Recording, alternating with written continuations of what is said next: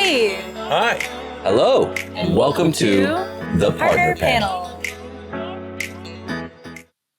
Okay. Thinking airs. There we go. JPI warning. JPI warning. Yes. Sorry, it's frozen again.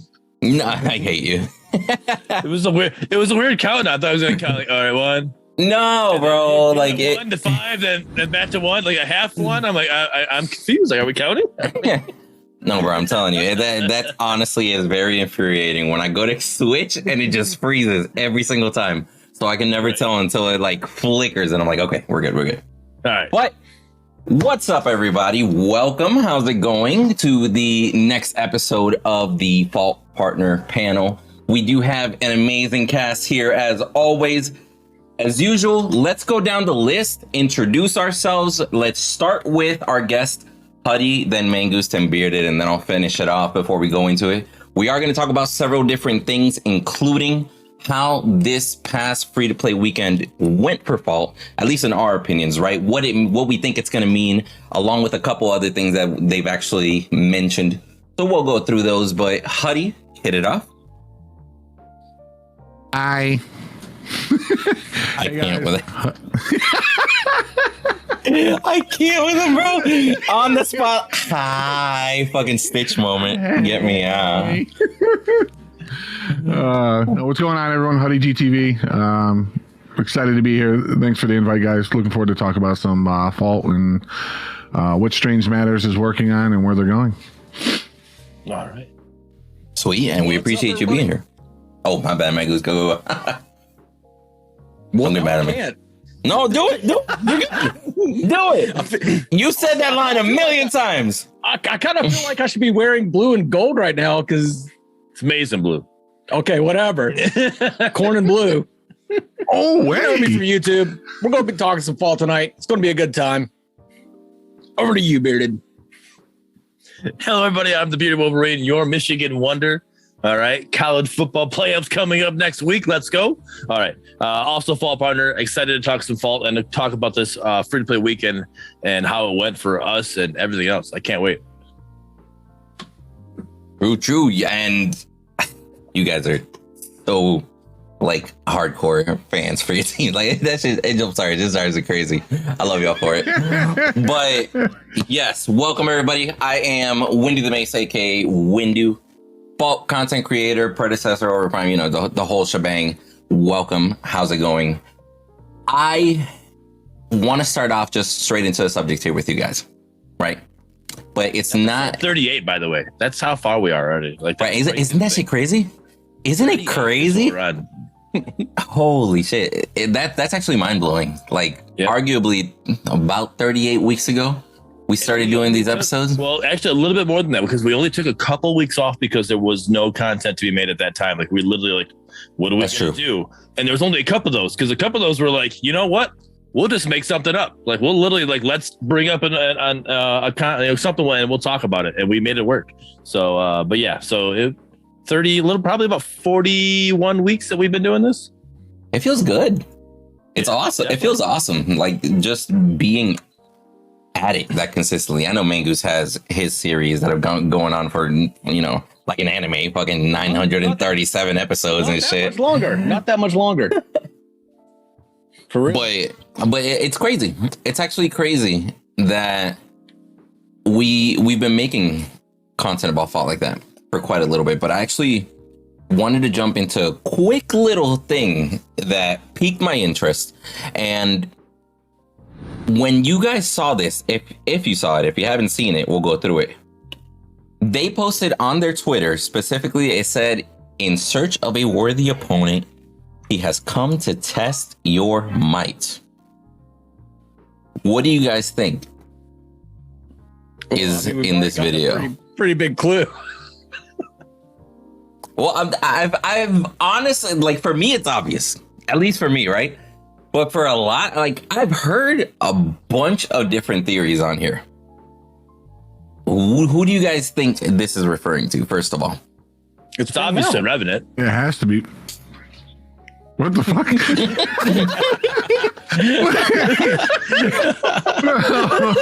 If it's not saying Mao, I'm uninstalling.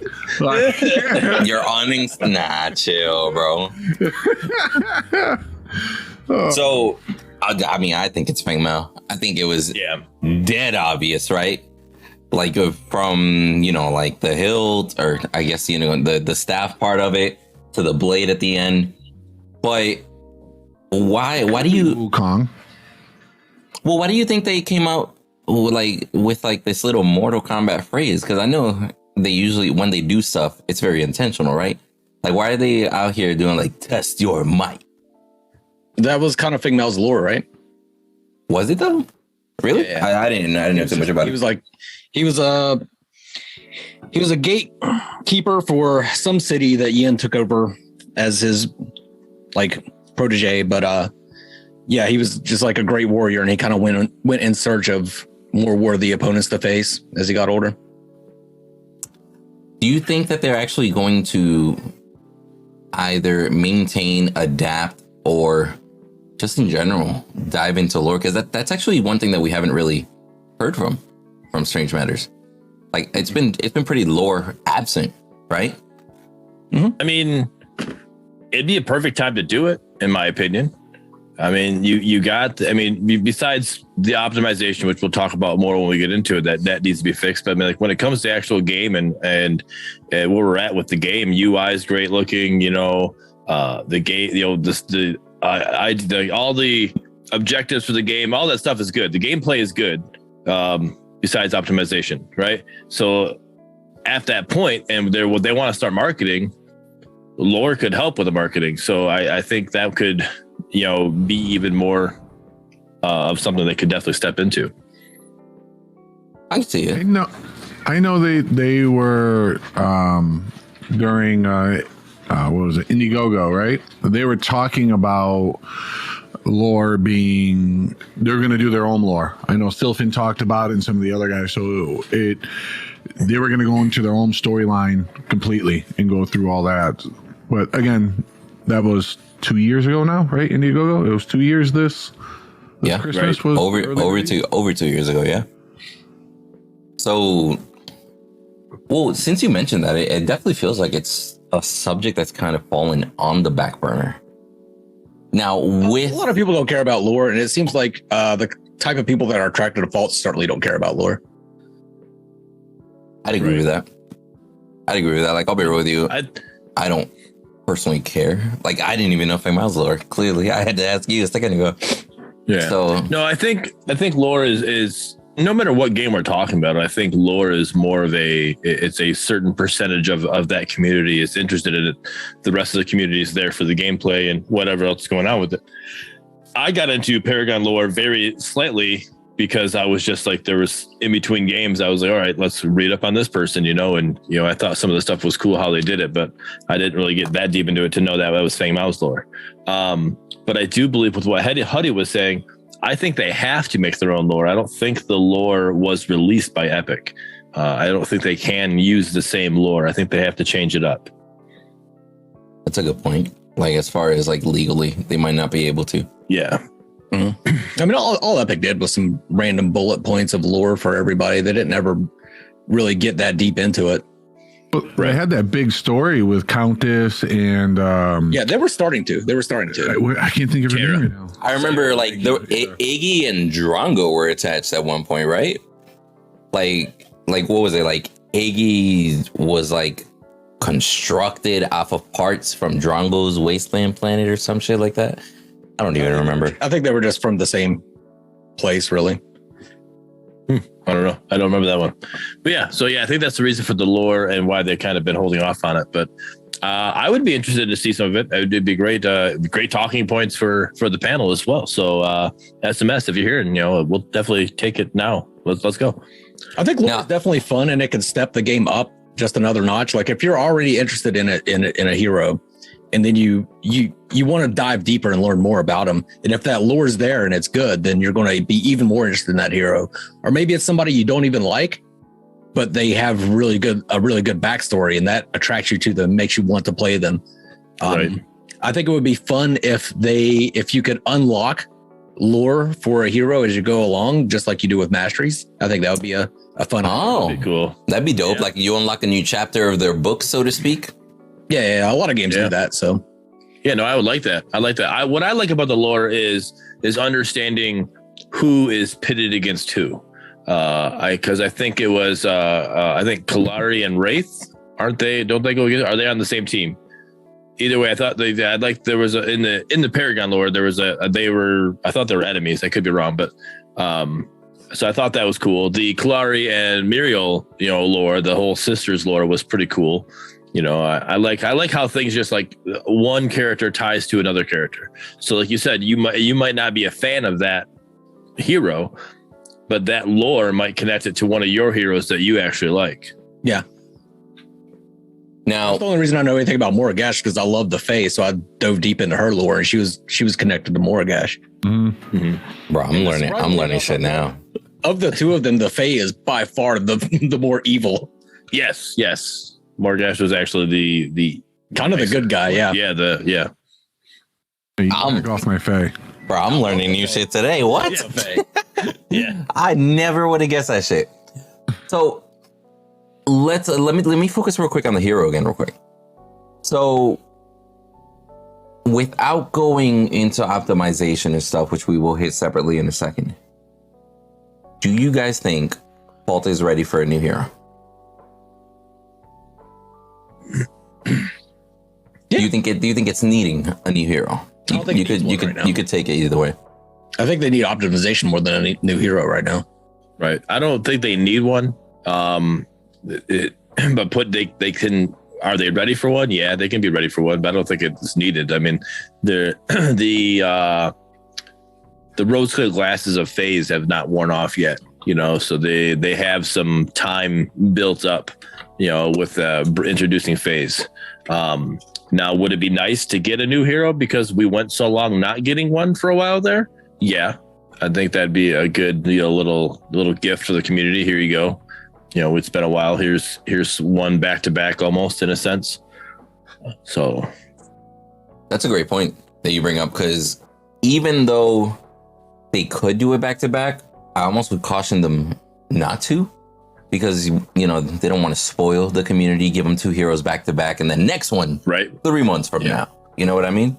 Yeah. So it almost would be better to like wait at least like a month or so. Like if they're planning on doing like one hero every 2 months, for example, if that's like their established like internal timeline, kind of start getting used to that pattern. You feel me? But if that's the case, I wouldn't be teasing a new hero if that shit's not coming out in like 2-3 weeks, personally. What I don't understand, though, is why are we teasing another hero? We still have... I know of 2 hero teases, right? Like, I know we had FaZe and we had Iggy, right? Mm-hmm. Everybody was saying there was a third one. I've yet to... And anybody send me a DM of this third one that you're talking about. Everybody almost guarantees it's Wraith. Please show me what you're talking about, because I haven't seen this third, that whole picture they had. I didn't see it. It didn't make sense to me. No way. Because I only know the 2. I've heard what people have been saying. Like, they're like, yo, that T-Pose character, that was Wraith. And I'm like, no, like, not at all, bro. That's not either Wraith hit the gym or that's not Wraith. Like, no, bro. Like, that's just a AI. This is somebody that hey, we're working on AI. That's just like a normal phase. That's in my opinion. That's what that is. Yeah. The third one possibly, because there was, if you look, there was a the exclamation point was that the caution, symbol, whatever, the triangle with the little exclamation point inside of it. That could be like a Drongo thing, because him having the radiation, bombs that he's got. So I guess technically I could see it. It's a stretch, but I could see it. It's a little bit of that's why I never really said anything. I only know it was Iggy turret and FaZe's backpack. That's the 2 that I know of. So we teased Iggy, but here we are now teasing Fang Mao. Which one comes first? I think it would be smart to continue to tease different types of heroes throughout the entire universe, per se. Just because they tease someone doesn't mean that they have to come out right away. We only know more of it because it's heroes that are pre-established from another franchise or another game, right? Yeah. They just show little things throughout the entire time, and all of a sudden you're like, holy shit, that's what that backpack was for, right? With FaZe or Iggy, like, I think that would be an awesome marketing option for them if they tie that in with lore as well. I think that would work better on their own original IPs. But with them using, with the community being already a para-zombie community or para-refugees, and them using the para-zombie characters, I think that could just be more of a, for lack of better terms, a cock tease. Like all of a sudden you get excited because I am a Fang Mao main and I see this Fang Mao, but now I'm not going to get him for another 8 months because you were just randomly teasing people. I think that could be a bit much, and I think that could actually hinder the community. I'm in the toss up on it. I'll be real with you because I understand it's okay to tease multiple. I don't, especially since people are expecting all these different characters. I don't necessarily think that they should tease any hero unless they're probably a month or so away from releasing it. You get what I'm saying? Yeah. Like teasing. Like when did he get teased? Like in May, I think. I don't know. Yeah, I have to go back and look. I honestly don't know the date, but yeah, it was a while. Yeah, it was like May, June sort of time frame, if I'm not mistaken. But yeah, like what? I would never tease a hero and then be like 6 months and then never say anything about it again. You feel me? Like for me, it's like we already know the rest of the roster's confirmed. We need somebody to make a song over. Was that when you do it? It's not the actual song, but it's using different words for the parody. A parody. We need somebody to do a parody of "I Need a Hero," but instead of IT's a hero, and that could be SMS's little parody song. Don't give anybody any ideas, bro. Negative. We got a $5 for someone that does it. Yeah, but I'm not against the idea of teasing multiple. Like for example, teasing 2 heroes. One of them comes out a month from now. The other one comes out 2 months from now, right? But you're leading up to it. It's okay to tease. It's okay to throw out all these different ideas and such. My issue is that time frame, and it's an issue that we've all had in the past, as far as like their marketing and choices that are made, right? Like if it, like for example, this teaser, if it is Feng Mao or whomever it may be, right? I would want to make sure that it's within a month or 2. If it's not within a month or 2, I just don't think it should be teased. We talk and that same thing goes for a lot of the other practices. We applied the same example for patch 14. We applied the same example for the Iggy and the FaZe teasers, right? Like they got teased hella a while ago, right? And then now we're finally getting FaZe, which is awesome, by the way. But it's definitely, in my personal opinion, it feels a little bit wacky, the execution. I don't know how you guys would feel about it.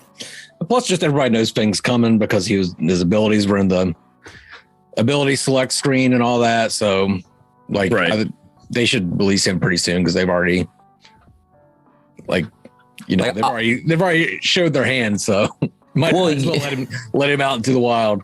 So I'll be real with you. Could you imagine if that shit was just like a total tease? Like they put those abilities, the list and the name, because it's just text, right? In there just to tease people, and then it wasn't Feng Mao. Like they're just trolling people.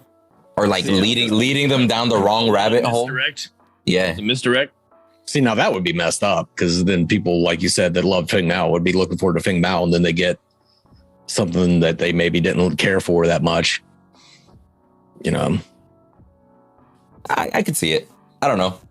I just know that I don't think they would do that. Dude, I'll be real with you. I have no idea what they're capable of doing. You feel me? Like, are we?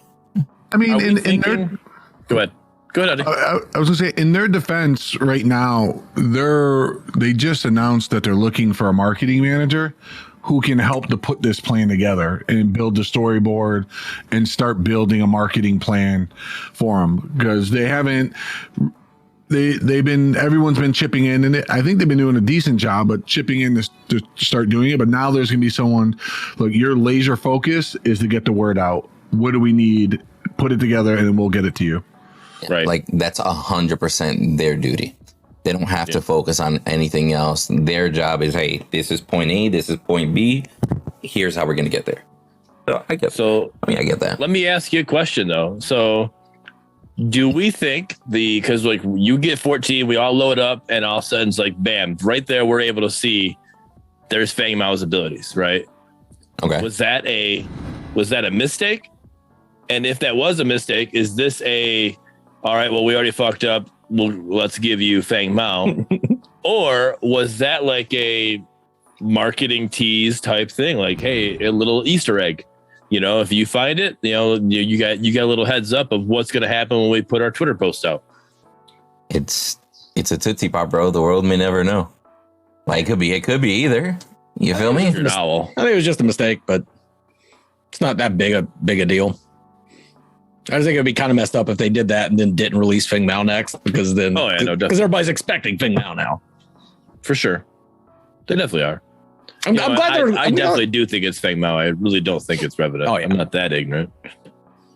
I'm really happy that they're getting a dedicated marketing manager. I think they really need it. Yeah, the fact Hopefully that they put somebody with some out kind of the hiring experience. list is huge. I think the just seeing their team is growing is good news for all of us as a community. I mean, it's nice. Like, I might be the only one that feels this, but it's nice for them to, by looking for somebody with expertise like that, like also simultaneously admitting like, hey, we need to have this task be handled by somebody that knows more, or somebody that's dealt with stuff like this before. You know what I mean? Like, to me, that's a lot of respect that they earn. Like, being able to take a step back and be like, hey, we're going to let somebody that knows what they're doing handle this, instead of, us as a team taking a whack at it, Marketing's hard. I mean, I did that for a living for over a decade, and it's a big part of it is when people look at it from the outside, they're like, oh, that's easy. My nephew can post on Facebook. My nephew can do this. And then you start getting into what the algorithms are looking for, what the trends are, Google indexing and keywords, and how to build up a storyline. It becomes a battle of, do I have the content in order to do this so I can set up a storyboard and go? Because like, marketing plans should be yearly, half year, quarterly, monthly, weekly. You should have it all set up to build up and have a release and then rinse and repeat back going. And that's how you continue to build your brand. And that's how you get different followers. Because the biggest mistake that a lot of people make, we're like, well, I posted on my Twitter, everyone knows about it. Well, what time did you post it on your Twitter? Did you share? Did you give people a reason to interact with it? Did you give people a reason to share it? Just putting it up is because you have, I think they have 11,000 followers on Twitter, but the chances that all 11,000 see it are slim to none. So you got to give people reason to repost, reason for people to interact, to put it on others. So people like the Fault Panel, partner panel, make content talking about it and bring it up again. They need 15 of you. Like, you know what I mean? Like, yeah, it needs sure. That's how the game grows organically. Now, let's piggyback off of that, because I do believe that they need to make more of like a content creator push. Like we saw during the free weekend, they had like a loot event for partners and such, which was, super cool. Partners benefited from it and such. Boy, for sure.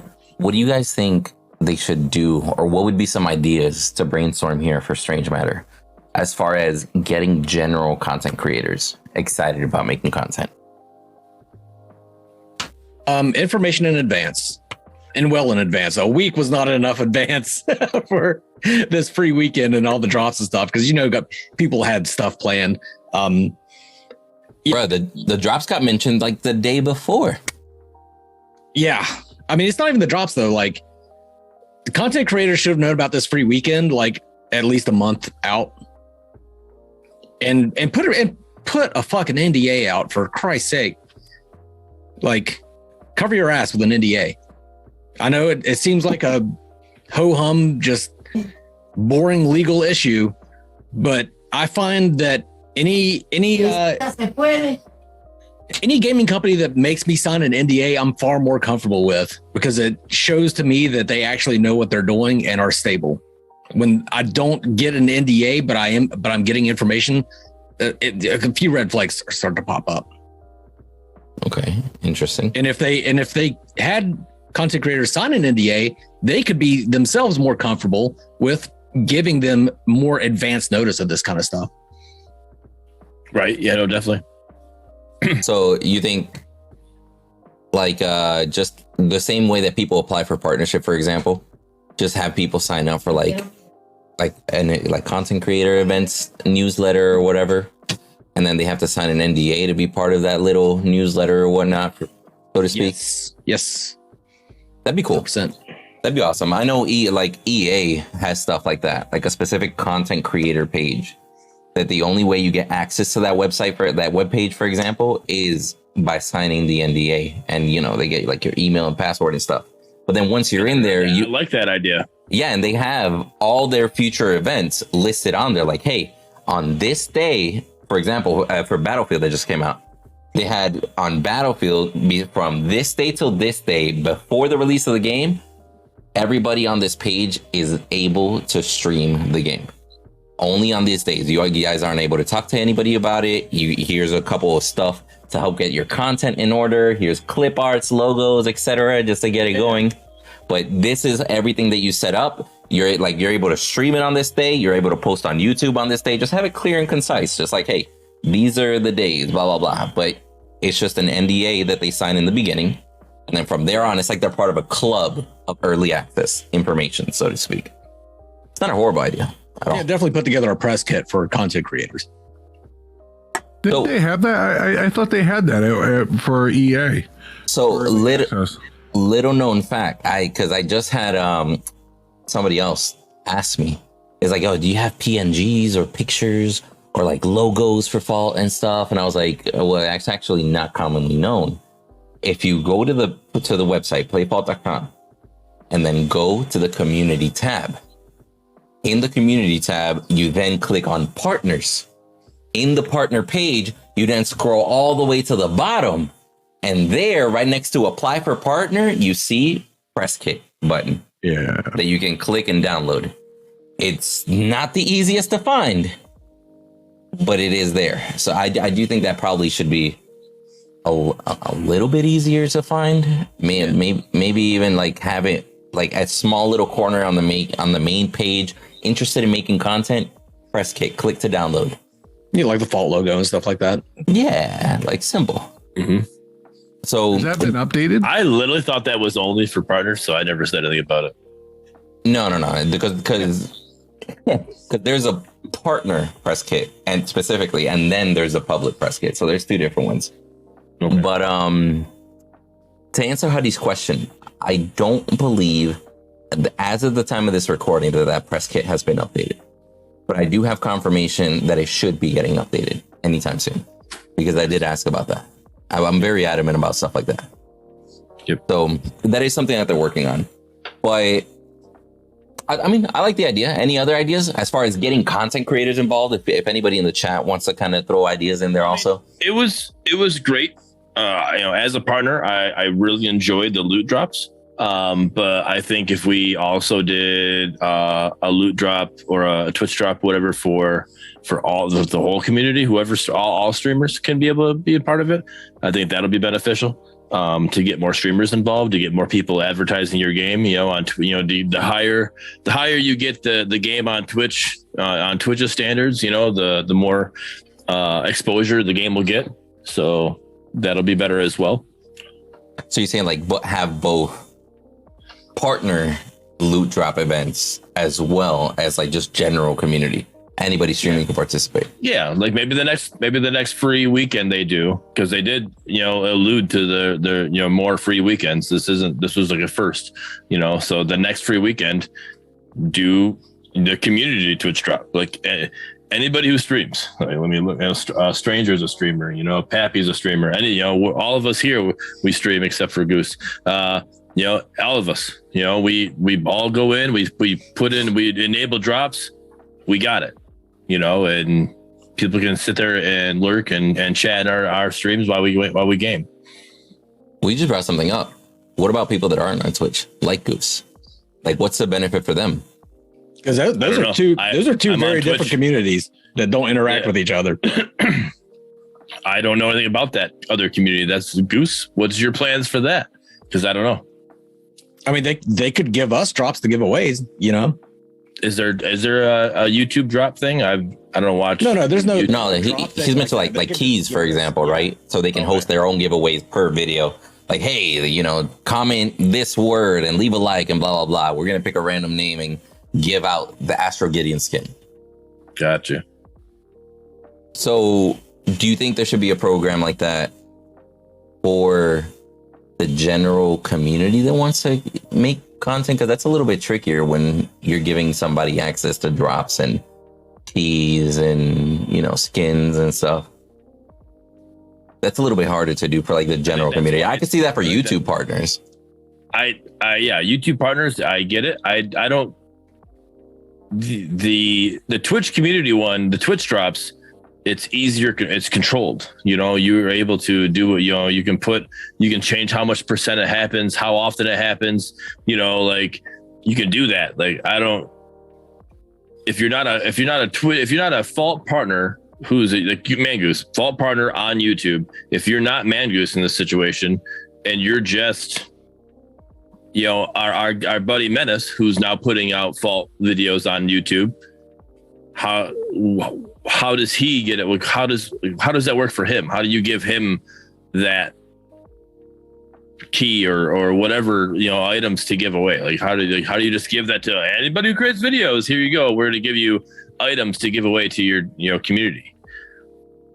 No, you would have to do it just given the partners. You couldn't go any other way, I don't think. Right. But it would help people like Windu does YouTube and Twitch. It would help him promote both sides. Both sides, right? No, because I mean, the focus here isn't to increase the content creators' influence; it's to increase Fault's influence. So, if they can do that through Windu in both Twitch and YouTube, then more power to them. Right.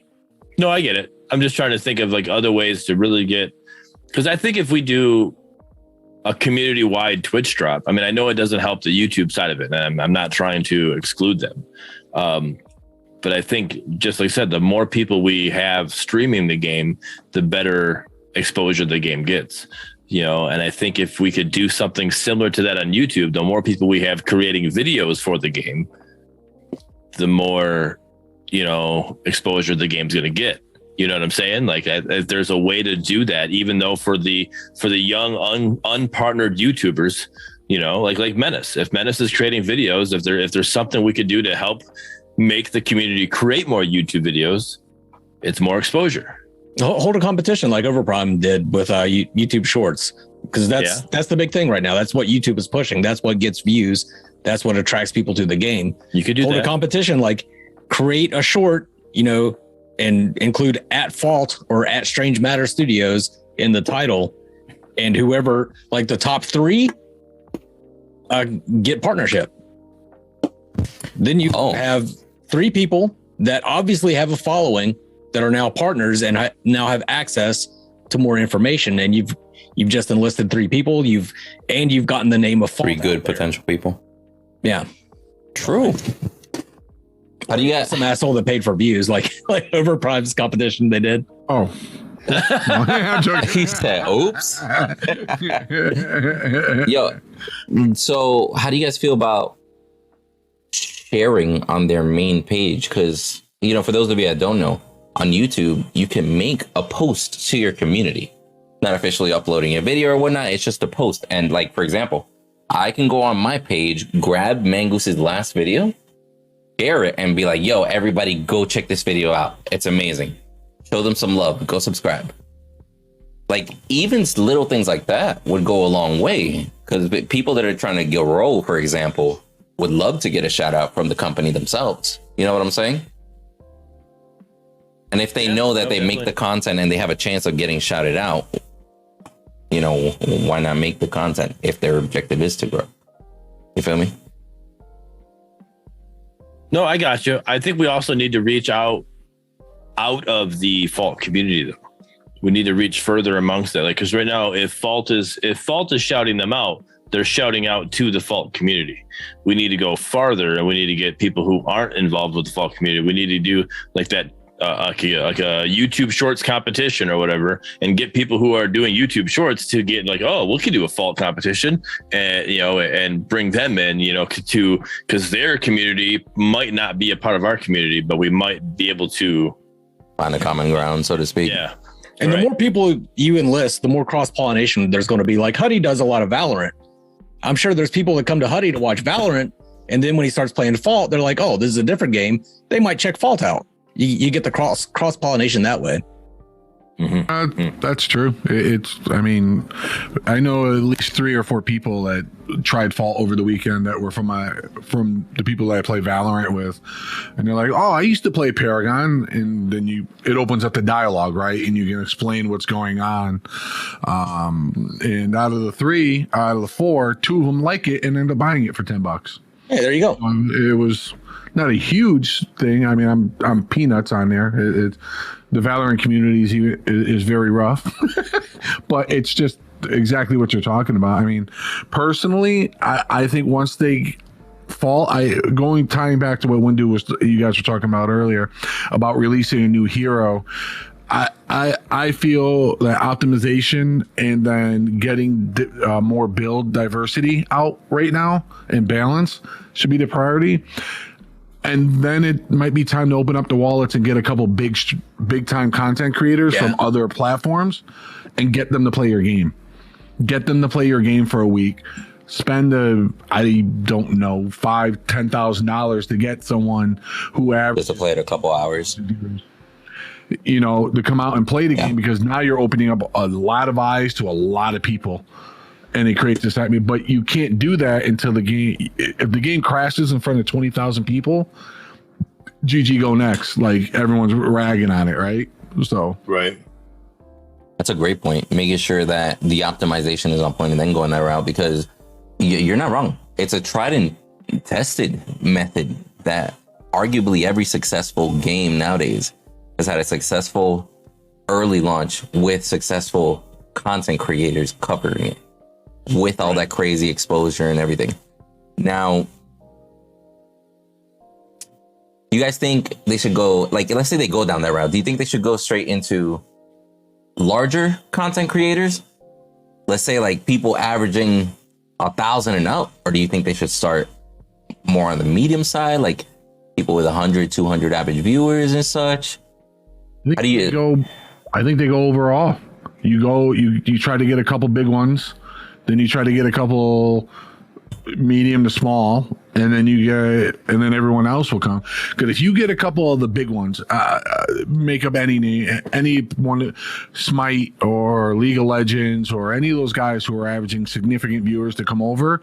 A lot of the little streamers, the people who are averaging, I say little, and it's a grind, and I give all the respect in the world to anyone who can do this. But then you get the people who are averaging 50 to like 300. They see XYZ playing and they average 8,000 viewers and are playing Fault. All of a sudden they're like, oh, let me try this game, because it's the bandwagon, right? Everyone's going to jump on and go.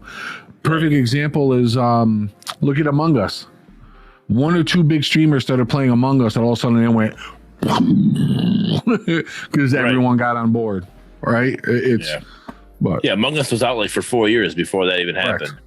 And then those, big streamers kind of popped in there and it blew up. So, Suicidal in chat says they should make something like League of Legends, Twitch rivals, small tournaments between streamers, playing on some sort of future patch, days or weeks before the release of the said patch. It's something they should do for a marketing, getting streamers up. I don't think they're gonna count stuff like that out. Like, I think that is probably likely in the horizon, just because Fault in the past has almost gone out of their way to mention that they are very like competitive driven sort of game, right? Like they've mentioned esports several times. They've mentioned that they want to go down that route eventually. So I could totally see them doing something like that. Just getting like let's say partners versus upcoming content creators, right? And then just having them play a new patch out with a new hero and stuff. This, getting that community engagement like a week before the event. They've already done something a little bit similar in the past when they used to have showcases where it was like partners versus like the devs and stuff like that. Yeah. So they've done something similar. So I could totally see them doing that. The whole question is as to how much of a grand scale that's going to be. Like, you feel me? Like, is it going to be like a marketed event? And like, hey, let everybody know it's going to be developers versus partners, brand new patch, new hero, new items being added. You get me? Like, the scale of it, I think, matters more as opposed to like what they actually doing it, because they've done stuff like that before, right? Now, I want to read this off to you guys really quick. Over the last few days, when did they post this? Actually, on December 20th, just after the weekend, right? So, first, before I read it, I'm gonna give kudos to Strange Matter. Because the moment that I read this, like 5 seconds before, I was actually having an active conversation with a buddy of mine, saying, it's like, damn, bro, when's the last time Strange Matter said thank you to the community? I was like, it's been a good minute that they said thank you. Like, just like, hey, we appreciate you guys. You guys are doing a ton of stuff. You know, like, you're helping us a ton. Thank you for bearing with us and stuff. And literally within like 5 seconds, boop, notification, new tweet. And they stated here, we wanted to say thank you to everyone who took the time to try Fault during our first free weekend. For those of you that decided to continue playing, welcome. We will continue to listen to your feedback and suggestions as we work to improve the game for a long time to come. And the picture says thank you and welcome. But can I just say, I love this fucking post. I do. To me, this post is a gold mine, because this I'm seeing more out of Strange Matter in this post than I have in like several weeks of social media posts. You get what I'm saying? Do I need to explain myself on that one? Please. Got you. So I like the fact, first of all, that they're even thanking the community, right? I love the fact that they're actually acknowledging, like, hey, we're here because of you. Thank you so much for everything you're doing. If you're new, welcome. Like, they're addressing new players as well. And the fact that they address them separately, that also kind of throws it into like, hey, we're thanking everybody, including new players. We're working on making the game better. We're listening to feedback. We're listening to suggestions. We're working on improving the game for a long time to come, mentioning the fact that, hey, we're not going anywhere. Our game will have longevity. Like that, that shit, I like it. I like it. Okay. I like the fact that they're taking those steps. Because as opposed to before, we probably would have never even heard them even say a long time to come before. You get me? Right. Yeah. No, I do like the key points: the thank you, the welcome, and the reference for a long future. You know, it definitely does, you know, tackle those points in there, you know, with the little fluff. Not saying the fluff is bad, but, you know, that's, you know, I do like how it does that. Now, let's go over this, some of the changes that they did, because we do go over those every time that we do these videos. So they did have the patch 14.2, couple quick little changes, updates. Let's go over them. I'm going to kind of glance through these. If you guys want to talk about something, feel free to stop me, right? One of the first bug fixes, apparently they fixed an issue where Rook was not working like at all. I didn't even know that it wasn't working, quite frankly. So thankfully that got changed. In the draft and loading screens, the pre-draft loading screen got updated. Like, for example, now has that new map. I remember talking about it with Bearded. Yes. So that's a very nice change. The updated map is now on there, not the old one. They fixed the gunmetal Grux portrait being stretched and looking all wonky. That was actually pretty funny to watch when I came across that. Yeah. So that's been fixed. Not only is it the new map, sorry, but no, not only is it the new map, but it's also the background picture overall. It's not the original one that we've had for, you know, patch 1 to patch 13. It literally is now a new background picture with the new showing off an actual, I want to say it's Raptor Camp. It looks almost like of the new map. Yeah, I think it is a Raptor Camp, but it is a well taken picture, and where they put everything, the contrast and everything, that was a very, very good addition for sure. On Countess, they fix her passive, fix an issue causing the passive to not be working properly. So they did adjust that. For FaZe, her right mouse button, they fixed an issue that was causing FaZe to pull heroes back to the fountain as she recalls. Fix an issue causing the link to go on cooldown after an ally breaks it. That's a big one. That shit was annoying. Fix an issue allowing FaZe to pull teammates who recalled to fountain. That was broken. So I'm glad that they fixed that. I actually saw it in a game. Imagine you're chilling, their carry backed all the way to fountain, immediately got pulled back to lane, and they did buy in that split second because they were spamming it. I was like, oh my gosh, bro. So thankfully that's been adjusted. The item substitution, there was an issue that subs was not dealing damage to the wearer if they also had spell shield equipped. So that's something they got adjusted now. Should be doing the adequate damage there. Now, as far as balances, and I would love to hear your opinions on some of these. Queen spell vamp increased from 5% to 9%. I'll be real, that one kind of shocked me. Excuse me.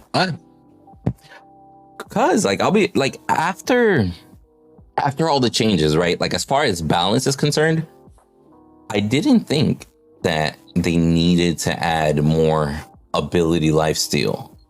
Like, you get me? And that's a good amount. That's almost double the ability lifesteal that was there before. Now, again, I'm not a mage main, so maybe that was a dire issue that was there because there currently isn't any ability lifesteal items out there. So maybe that could be to kind of counteract that fact. Like, hey, we're just going to give them, as long as they choose the aspect, we're going to give them the choice of having that percentage of ability lifesteal, considering they build so much power and stuff. So maybe, I don't know, but I didn't necessarily expect it.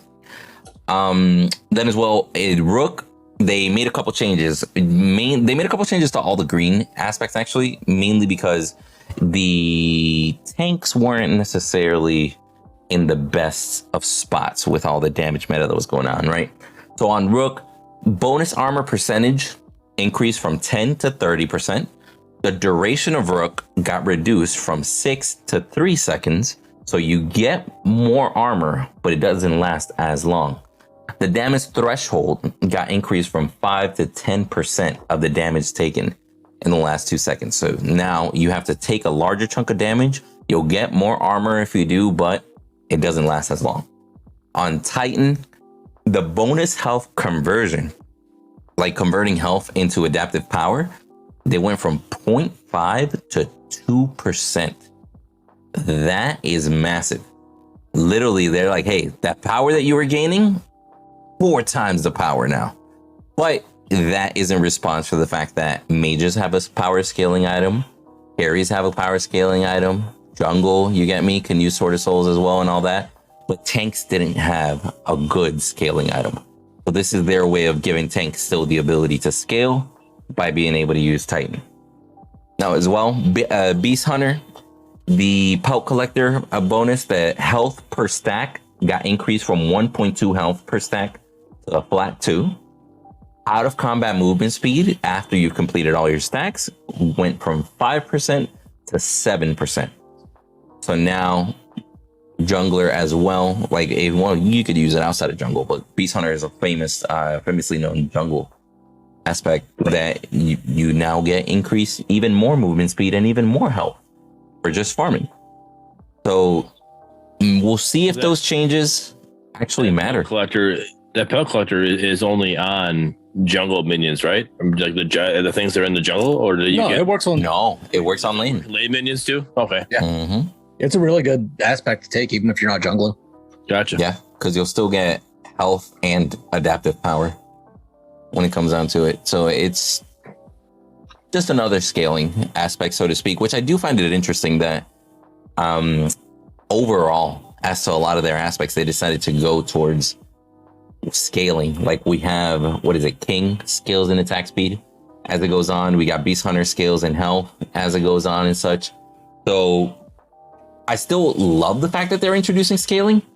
I think it's probably going to be a little bit of a mess just balance all that shit over the next few weeks, because they're going to be fine tweaking everywhere. Because how do you know what's broken? Is it the scaling from the aspect? Is it the scaling from the items that you're building? Or was it just one item that you built? Or was it the fact that you build Sword of Souls and Beast Hunter and Titan? You get me? So there's a lot of factors that go in there. So that's all going to take a bit to sort out. One of the bigger changes that they actually made is on Phase. Her ultimate now no longer deals damage to linked enemies. And that was a huge nerf. Especially like damage phase and stuff. Like being able to link to your enemy and ult, you could melt people. Now you won't do damage at all. Almost, in my eyes, almost making her like a more official support rather than mage. With changes like that. They make this change, but literally go into a draft and click the support button. She's not there. Find her picture. She's not there. So I'll be real. I don't get that. I don't get that at all. Like, you build her to scale as a damage, all these abilities that damage and stuff. I understood why she was under the mage, right? But then you take her ability, a blind, a linked enemy away. Now it has to be a proximity blind. And then you take the ability to do damage with her ultimate on a linked enemy away. So you're just slowly taking shit away from her that does damage. So you're basically not making her a mage. You see, it sounds like you're trying to keep her a support more than a mage. Yep. So why keep her as a mage in the game then? Real quick technical thing. Whenever you're talking, I'm hearing like a lot of static. It was crazy, but then Oda said something in the chat. Oh, you're hearing static from my side? Yeah. I think I know what it might be. So that's a big apology. I think my girl was in the next room blow drying her hair. No. It's definitely only whenever you talk. Is it? Like, well, what I'm saying is there's a noise gate. So whenever I'm not talking, my microphone cuts off completely. But when I am talking, you might be hearing. Blow drying her hair? Yeah. She's literally in the bathroom. She's like blow drying her hair with the door closed. Okay. You want me? I'll tell her to stop. I got you. I'll be like, hey, you gonna have wet, right? I'll be on the couch because I'm like, hey, you gonna have wet hair for 30 minutes? Like, I don't know. It depends on how comfy is the couch. I mean, we already saw that you got your hair gel earlier, so she gets her hair. I can't with you, bro. I'm at my mother's house. There is no room right now. Anyways, I can't with him, bro. He doesn't miss an opportunity. But hopefully it'll finish here soon. Sorry, guys. But going over the items here. So mana focus, they increased maximum stacks from 100 to 150. The mana that you gain per stack got reduced by from 7.5 to flat 5, right? So now it's roughly about the same. If it's not the same, I haven't actually done the math for it, but it takes longer to get to max stacks, but you get less per individual stack, excuse me. The same change applies to Mana Shard, which builds into Mana Focus, right? The first tier stacking item. Sword of Souls, very similar change, but a couple different adjustments were made here because Sword of Souls was very, very strong. And it still borderline is. Right? The physical pen on it got reduced from 15 to 10. The cost got increased from 2,700 to 2,900. The maximum stacks got increased from 75 to 100, but how much power you get per stack got decreased from 0.6 to 0.45. And the physical power percentage bonus when you complete your stacks got reduced from a total of 10% to 6%. So overall, a pretty substantial nerf to it because they're increasing the cost, they're increasing the time it takes you to get to max stacks, and even when you get to max stacks, it's a reduced damage buff. But I'll be honest, regardless, it's crazy strong. What do you mean? No, it's not. The stacks, you still get the same. It's still the same. 0.6 times 75 is the same as 0.5 times 100. I mean, I get you, but that literally just means you still get the same amount of power from the stacks. It just takes you longer to get it. Yeah. Right. So it still is a nerf first. It's a nerf. That's a nerf for a stacking item. I wouldn't say it's a reduction though. It's not. You don't get reduced. It's not reduced. Well, the total the bonus damage after you finish max stacks is reduced. Okay, the bonus damage, yeah. Sorry, but so overall, the mana shard and the other one, it's the same. It's 750 across the board. Appreciate takes more time. You have to get more time to get that. So yeah, so that's an indirect nerf by making it take more time, right? Yep. But they did nerf the overall power scaling because before it was a 10% scaling on everything that you build. And they noticed that was probably a little bit too strong, so they lowered it down to 6%. And then as well, adjusting the cost just adds more to it takes you longer to get those stacks. Work to build this item though. Dude, 100%. If you don't build it, you're throwing. Even right now, to be honest. Just because the fact that the amount of, just take the percentage out of it. And the amount of physical power you get after that's fully stacked, that being the highest physical power, physical damage item there is, like you can't get anything that beats it. There's no reason to not take it. And then add the percentage that you get with it as well. It's icing on top, whatever else you're building, it's just icing on top because it just makes all your other items that you build even better. There is no item in the game that I could honestly tell somebody, hey, as a carry, build this item, it's better. There isn't. It's literally like, hey, if you don't build Sword of Souls, you're throwing. It's that strong. Somebody, Marco, my boy in Gen Chat, I love him. Another guy that carries on the puns for me. I appreciate it. But he said he was talking about being carry and using SOS. And I'm like, what do you mean? I mean, you build SOS? And he's like, yeah. I'm like, why? He's like, Sword of Souls. Like, how do you not care? I'm like, oh, stone of substance. I'm like, you can't be built. I'm like, no, there's already an SOS, bro. There's already an SOS. Chill. Leave it to the seaman who can't figure it out. Oh, get out of here! Get out of here! Leave it to the dad that knows puns and he can see a double meaning. I'm like, wait, SOS is already in here. He said, leave it to the dad. I can't. Now, we did briefly touch on this. Strange Matter is officially hiring a marketing manager. So anybody that is interested in taking a whack at it, joining the team, trying to lend their expertise, you're going to be able to go to playfault.com and apply there as well with a couple of other careers. They're also looking for a level artist, a UI programmer, and a gameplay programmer. Now, I still think these are good signs. Like the fact that they're hiring, that the team is growing, you feel me? Yes. Yeah. I can't help but notice that I've heard negativity from a lot of people because of the free weekend. They're like, oh, they didn't get like 10,000 players. The game is dying. You feel me? Right. Like, can we talk about that for a second? Like the perspective of the results of that free weekend? What you're gonna say? You don't know what I'm gonna say. I know what you're gonna say. You don't know my life. The whole fact that they didn't actually market, the fact that it was only, they put it on their socials like a week beforehand. They didn't actually do an actual straight market push with this. It literally was, in yours and I opinion, because I know you and me have already talked about this before, it was a baseline test. It was really to see how the free weekend was going to go, to where the next free weekend, when they actually do a marketing push, let's say, and I'm not saying this is what they're going to do, but let's say the next free weekend, it's going to be advertised on your Twitch ads, that way they can compare if it was successful advertisement or not. 2 weeks, when you go to somebody's stream and you get a Twitch ad, it's telling you, hey, fall free weekend, and it gives you a date. Hey, fall free weekend, it gives you a date, and it's a little video about the game, right?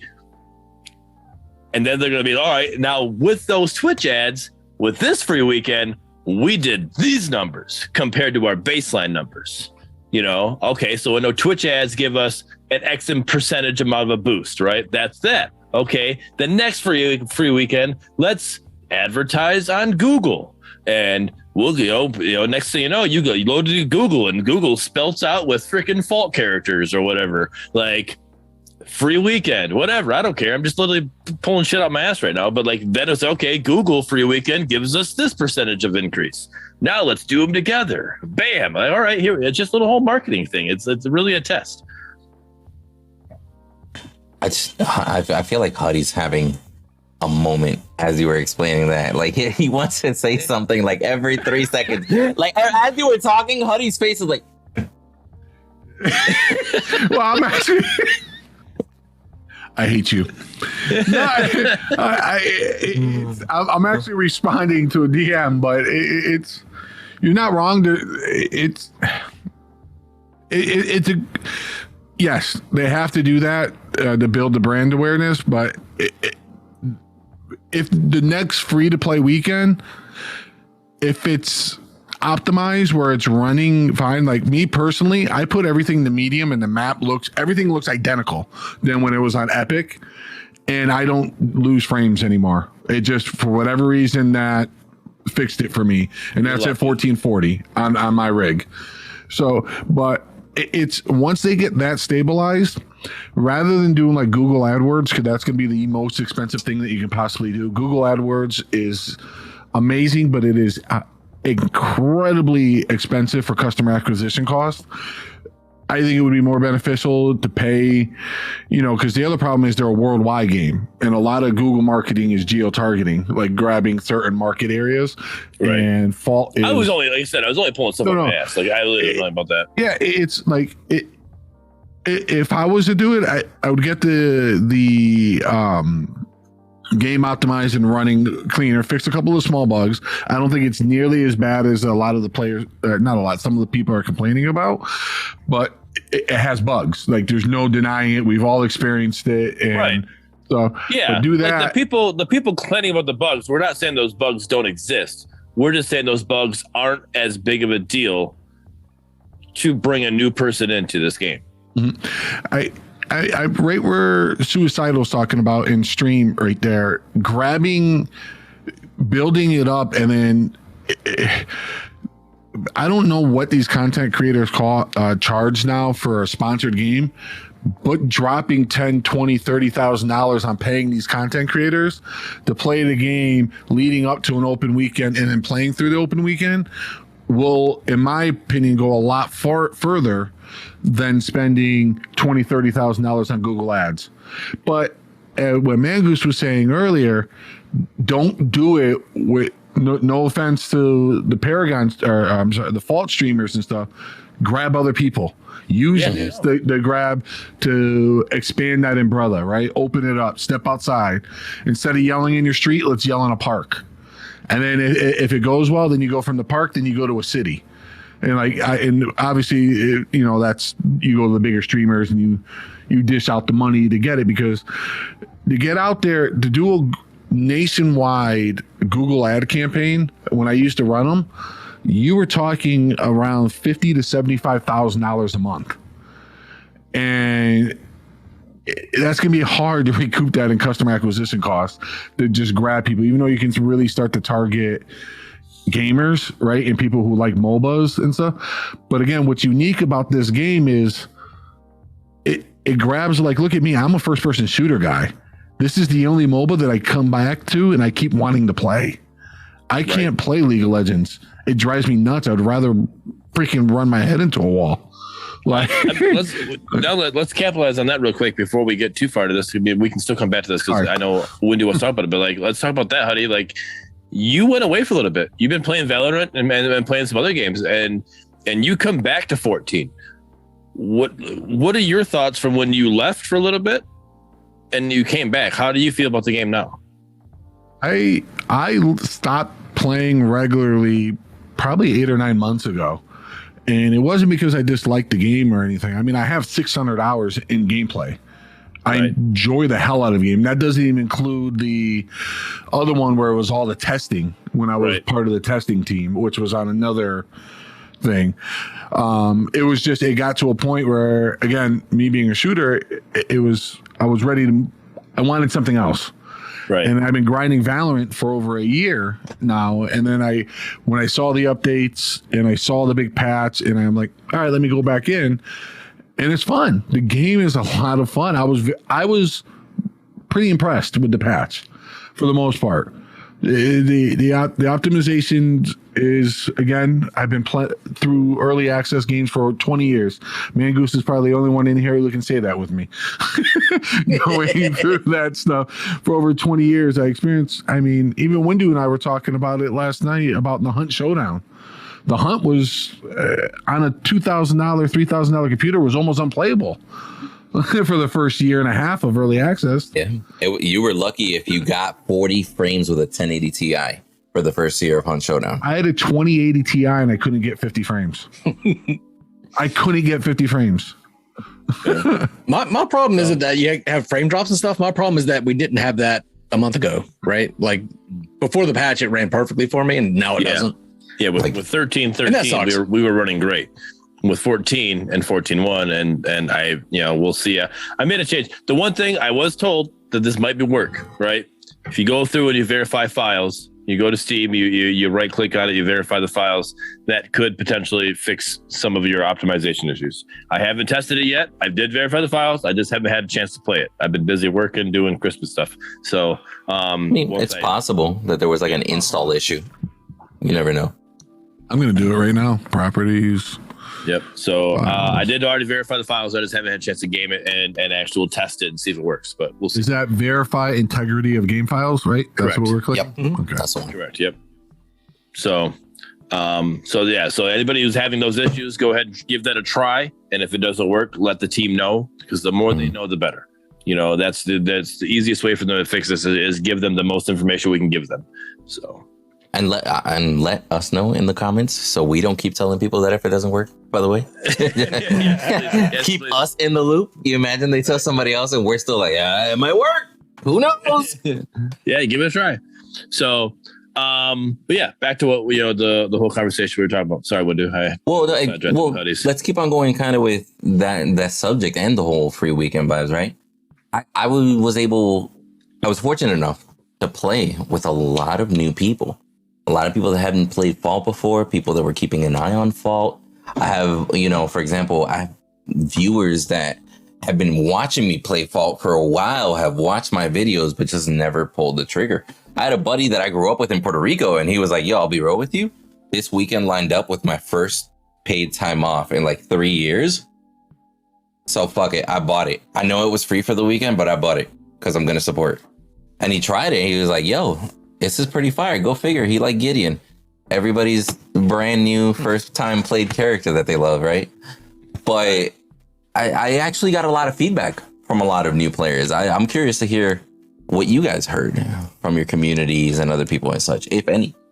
Just like Steam, I got mixed reviews. Okay, like give us examples. Unfortunately, I think the main thing is the community itself kind of hurt the game for everybody. That's the main complaint that I'm getting from people, is that they came in and got trash talked like crazy by people that were obviously been playing forever. The sad part is it wasn't even just in the game. This is I literally hate the fact that I got to say this. It was in Gen Chat of the Discord as well, and on Reddit. New gamers would come into Discord and ask a question about trying to figure out, hey, how does this work? How does that work? And they would get trolled by the community. Yeah. By non-mods, they would get trolled. And I'm sitting there watching this happen. And I'm like, are you fucking kidding me? Even on voice chats, like there was a moment that it was towards the end of my stream, regrettably, and Beard and Mangoose got a chance to witness this. The fact that I had somebody vocally being toxic towards somebody else and being toxic in the game chat and everything. And it was just like, yo, chill the fuck out. Like, right. I'm sorry, but every single person in the community that says that they want this game to grow, but then sit there and they're toxic as shit, you're being a fucking hypocrite. How the fuck do you want this game to grow if you're pushing people out the fucking door? Exactly. I think a lot of people don't care if it grows or not. They look at Fault as a filler game that they're going to play until something else comes out, so they don't really give a shit. I think there are people that do care, and they're great people that hopefully these new players got matched up with, because there's a lot of really experienced but also really kind and helpful people in the Fault community. And if they got lucky enough to get matched up with or against those people, then that's awesome. But for the most part, they got matched up with people that just don't give a shit. They don't give a shit about Fault. They don't care if it's successful or not. They just care about their own egos. So, and I just want to say too, like people that are toxic like that, if they want to play the game that way, they're perfect. That's fine if you want to play the game that way. It's just, but if you want to grow the community, you can't be like that. But yeah, I mean, you paid for the game just like I did. If you want to play the game that way, I can't say anything because I don't expect you to tell me to play the game that I want to play. So I'm not going to tell you not to be toxic if that's what you have fun with. But if you want the community to grow, if you want the game to grow, then you can't be like that during a free weekend with new players. Definitely. Stranger says Discords are not professional space. If I'm not mistaken, this is why trolling is okay? Question mark. The SMS Discord is their Discord. I wouldn't say it's a professional space, but I mean it's their Discord. Like it is their official Discord. Yeah, it's official in that regard. So when you're going to their Discord and you're asking legit questions and you're getting trolled by the community, you're not going to want to go back and ask. You're just like, I can go on and play other games that I don't have to ask questions about. I mean, I think it's important to make a distinction as to the trolling, right? Like if somebody asks a question like, hey, how do I pull up the buying menu? And then somebody gives a troll answer, but then they're like, LOL, JK, it's I. Like it's people are going to have fun. You feel me? Like it's okay to tease, like, but the level of trolling that we're referring to is just straight BM. Like somebody is like, how do I open up the item shop? Just uninstall, kid. Yep. Like if you can't figure that out, you need to go play Minecraft. Trolling, that's just toxic. Yeah, that's toxic. So maybe trolling isn't the proper. Yeah, saying like somebody's like, how do I open up the item shop? And you say Alt F4. Alt F4. That's trolling. That's trolling. Yeah. So the toxicity is unfortunately rampant with a lot of the people. As someone who used to play a lot and used to be halfway decent at it, I'm terrible now. But like 3 minutes into a game, someone say, "I'm done.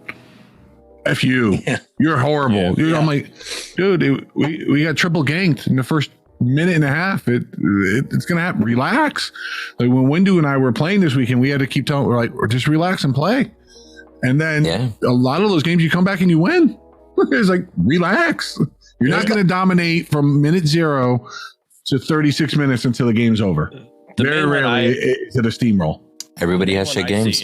For sure. So the free weekend was 14.1. That was the patch, right? 14.2 wasn't out yet, wasn't even leaked yet, we knew nothing of it.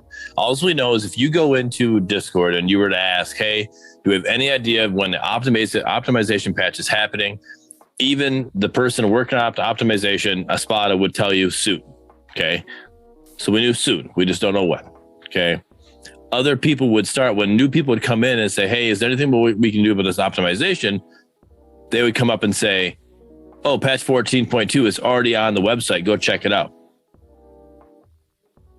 And they're telling them to go like look at it. And it's like, that's got like, I'm like, and I knew it wasn't up. Like they don't just put the patch notes on 14.2 before they announce the patch. Like that's not happening. So, and it's like, why are we even doing this? Why are we telling new people to go to the website and they're just going to go there? They're going to see that it's not there, or they're not going to be able to find it. And you just set them on a wild goose chase for no reason. And then what's happening? Like, what was the point of that? What are you getting out of that? I'll be honest. It's just people that don't care. And as much as we would like to try to do something about it, the player base being so small. Like if you're complaining about the player base being small 2 weeks ago, and now you're doing this. I never said they were smart. I'm not saying they are either. I'm just saying, like, hey, come on, like. Oh man! But what can Strange Matter do? What can they do about? That's what I'm saying. Like, there's not much they can do. All they can do is moderate after the fact. That's the only thing they really can. Well, that's where I think, and I forgive me. I'm sorry for the mods that watched this, and you know, but like when I watched it, there was no mods that stepped in and nixed that. It kept going. You know, but if you put a stop to that in Discord. I mean, all a mod can really do in that situation is just provide the correct answer. You feel me? Because you can tell the person, you can tell the people. You're not saying you can, like, I'm not saying ban the person, but you can tell the person, especially when they're an original or not original, but like they keep coming back. You know, they're always there. Whatever that word is, I'm trying to think of it right now. Like if they're like a returning customer, a regular, yeah, a regular. You know they're there every day. You can tell that, hey, all right, come on, dude, cut it out. you're never gonna find a solution for that because there is no way to penalize misinformation. Because it is very possible that somebody told them that and they believed it. And they could easily just claim, I didn't know. I thought that was true. You feel me? Even if it was done on purpose or maybe not on purpose, who knows, right? But that's what I'm saying. When the first time that misinformation came out and a mod instantly stops it, say, hey, this is not true. That's not out there. And then that person repeats it again. Now, hey, you already told once. And then that's where you can start. If it was taken care of from the beginning, you could start going from there. Like, okay, hey, you've already put out misinformation multiple times. Whatever, 24-hour ban from Discord or whatever. I don't care. Something had to be done. Even just putting out the correct information, that wasn't being done at that time either. It took a while for that finally to happen as I watched it go by. Yeah, I don't disagree that the correction should have been maybe made easier in that example, but made quicker in that example, excuse me. But I think expecting such quick or like immediate responses out of a free moderation team is rough. You feel me? Like, as long as it got corrected, I don't know, within 10 minutes, maybe. You know what I mean? Like anything reasonable. Like if somebody took a 15-minute break, they came back, read everything they missed, corrected it, like it got corrected. You feel me? But unless you have a paid moderation team that their job is to sit there and actively monitor the chat 24/7 and take turns doing it, that shit's gonna be rough. I don't see them being able to answer questions that quickly. On a normal day, I 100% agree with you. But on this free to play weekend, and we're trying to advertise this game, and you're going to get people coming in here asking questions. Hey, how do I do this? How do I do that? And they're trying to get actual information. I see what you're saying, like all hands on deck sort of vibes. Yeah, like that. Something should be, there should be something being done about that. Something should always be monitoring that situation. I don't care if it was a dev. I don't care who it was. It was somebody should be there, always paying attention to, because what if it was a legit question? What if it was a legit issue? Hey, like we need to fix this. I think that starts to fall more on the team rather than the volunteers then, right? Because definitely the mods, to my knowledge, the mods are all volunteers and they bust their ass. Like for non-paid, yeah. Job. It's a thankless job and they bust their ass. It's for a free to play weekend, and I'm with Bearded on this. The team should have been there. The paid staff should have been there to answer questions, or it should have been organized where there was waves of people. I'm not saying that it wasn't, because they could have been overwhelmed. Because I can tell you from when I was part of the team, how many DMs that you get, because people just start DMing people to get answers, and your Discord's like, yeah, no, I get it. Like I said, I'm not really trying to this is more on the community trolling when they want it to grow. This is not on the mods not stopping the trolling. This, I'm just saying that's something that could have helped that situation. The community itself needs to, if you want it to grow, don't troll the new people. Like seriously, that's not gonna help in any situation. So that's my biggest thing. Another thing that could have helped, like whenever you do MMR, there's a lot of knobs you can turn there. There's a lot of adjustments you can make. I think at least for the free weekend, they should have made it where account level was factored in a little bit into matchmaking, so you didn't have. I agree. Account level 300 people against account level 10 people. I'm not saying that account level 300 is automatically going to be better than account level 10, right? But for the most part, they are. Well, yeah, just because big indicator. This game isn't a game that you can just come off the streets, not know what a MOBA is, and you can jump right into it and have fun, right? And we all know there's those people who just go through Steam like, oh, what's free? Oh, this game's free. I'm going to try it, and we could have had those people come in. They have no clue what a MOBA is. So they're coming in, they go against the count 300 person. Well, guess what that count 300 person does? He knows what this MOBA is, and he knows how this MOBA works, and he knows the objectives and the times and all that stuff that are happening, right? They might not be good, but they know everything that's supposed to happen. The other person is still trying to figure out. They're still trying to figure out what button I got to push to buy an item. All right. They don't know that you got to right click to drag your active items over to these buttons. Yeah, even knowing build order or the meta is huge. against somebody that's equal skill level. And that's where it creates a lot of friction points there. When you have somebody 100%. That knows what they're doing with somebody that has no idea what they're doing. Yep. And that's when you get a lot of the toxicity starts to come into play. Some of the best advice I've ever gotten, and I did it. I wish the TikTok thing. It's like, I was X years old when I figured out how to do this. Was I wish especially with this game, I don't think there's a reason for all chat. Just they should have a button just to press one button and it mutes out everything. And I do it with Valorant, and my gaming experience is so much better because there's nothing that the pings can't do that I have to type up. If someone's being toxic, you know what I mean? I should be able to go to menu, all chat off. There's nothing, because let's be honest, 90% of what's happening in all chat is, God, I wish my guy would ward. Why is this guy warding? And everyone watching, wards are free. Freaking ward. Anyways, I can't, bro. I wish they would ward here. Oh God, you're so stupid. What are you doing? So I don't need to see that. So when you go into the tab and you mute an individual, you no longer see their messages. But you do have to hit tab and hit mute on every individual person. That's what I mean. That's a quality of life. One button, done. It'd be even cooler if they could have that setting just in the menu.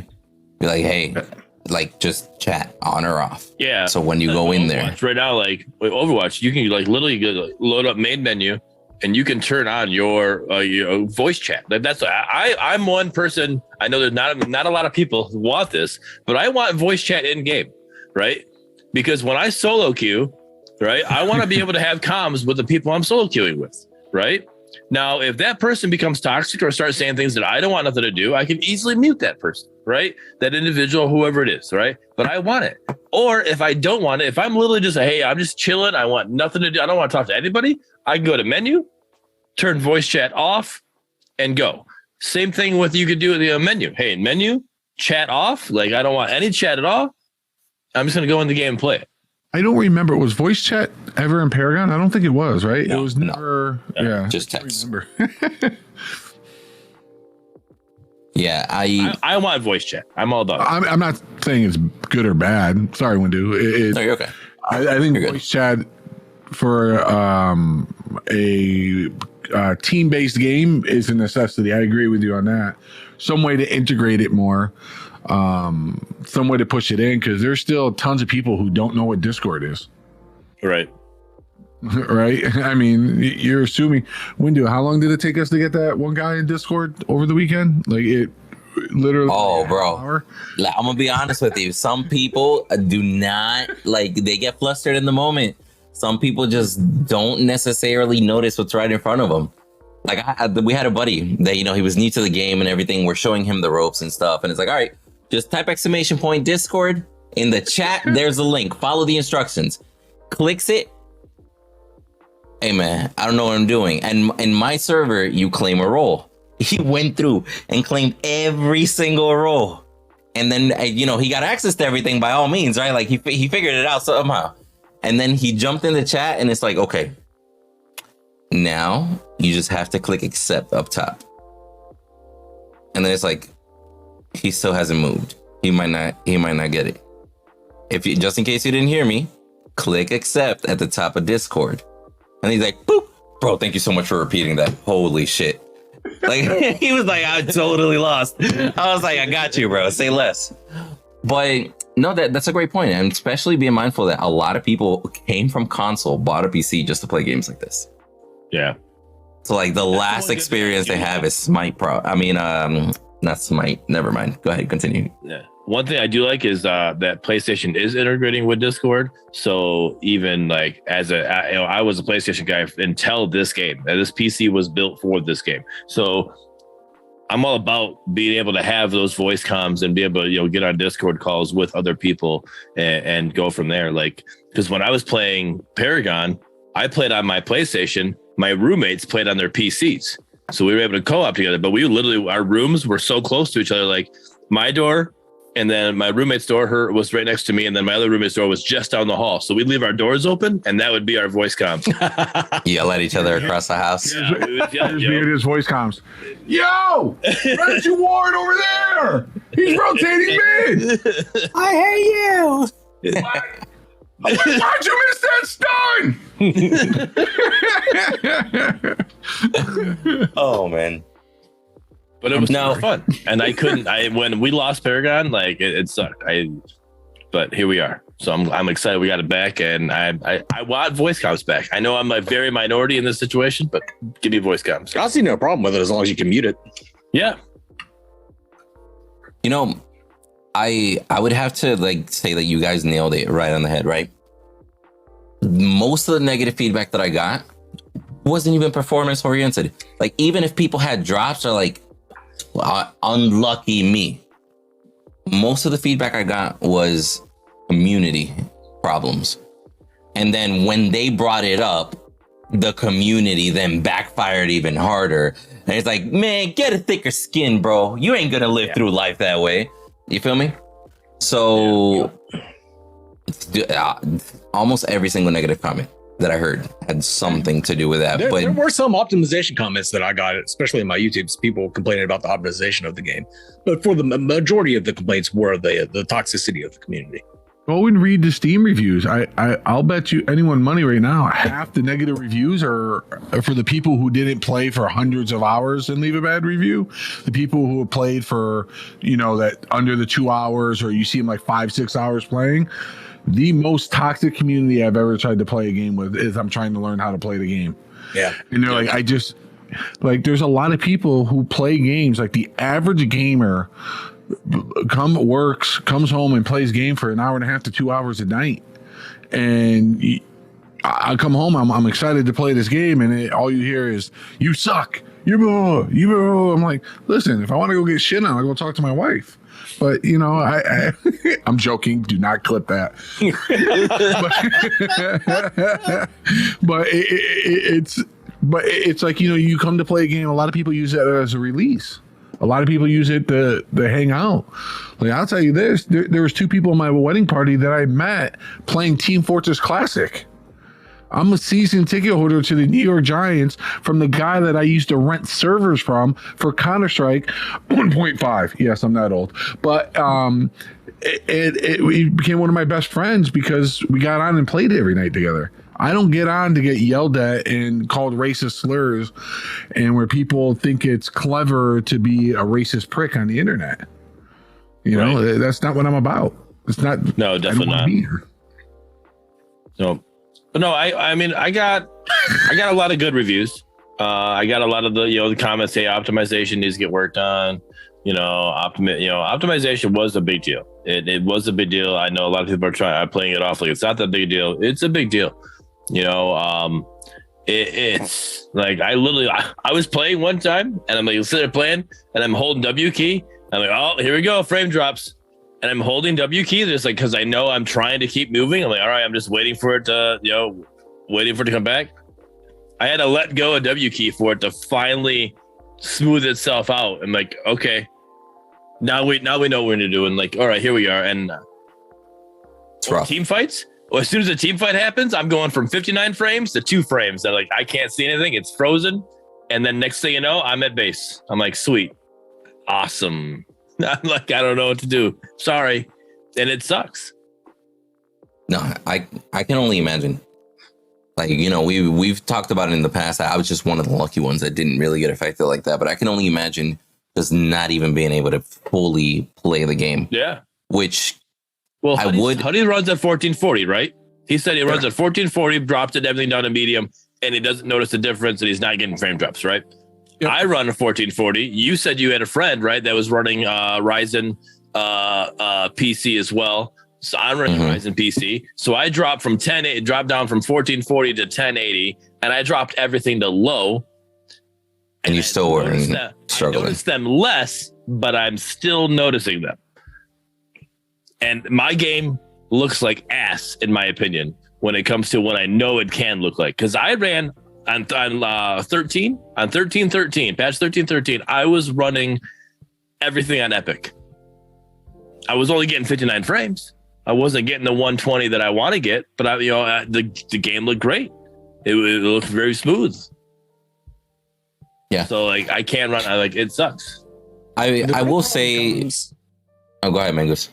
The real problem comes when you start comparing it to the competition.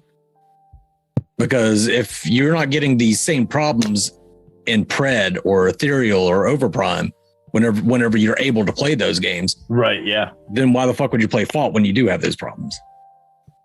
I will say, I mean, just comparing Fault to itself, as we mentioned earlier, that's a even bigger one in my opinion.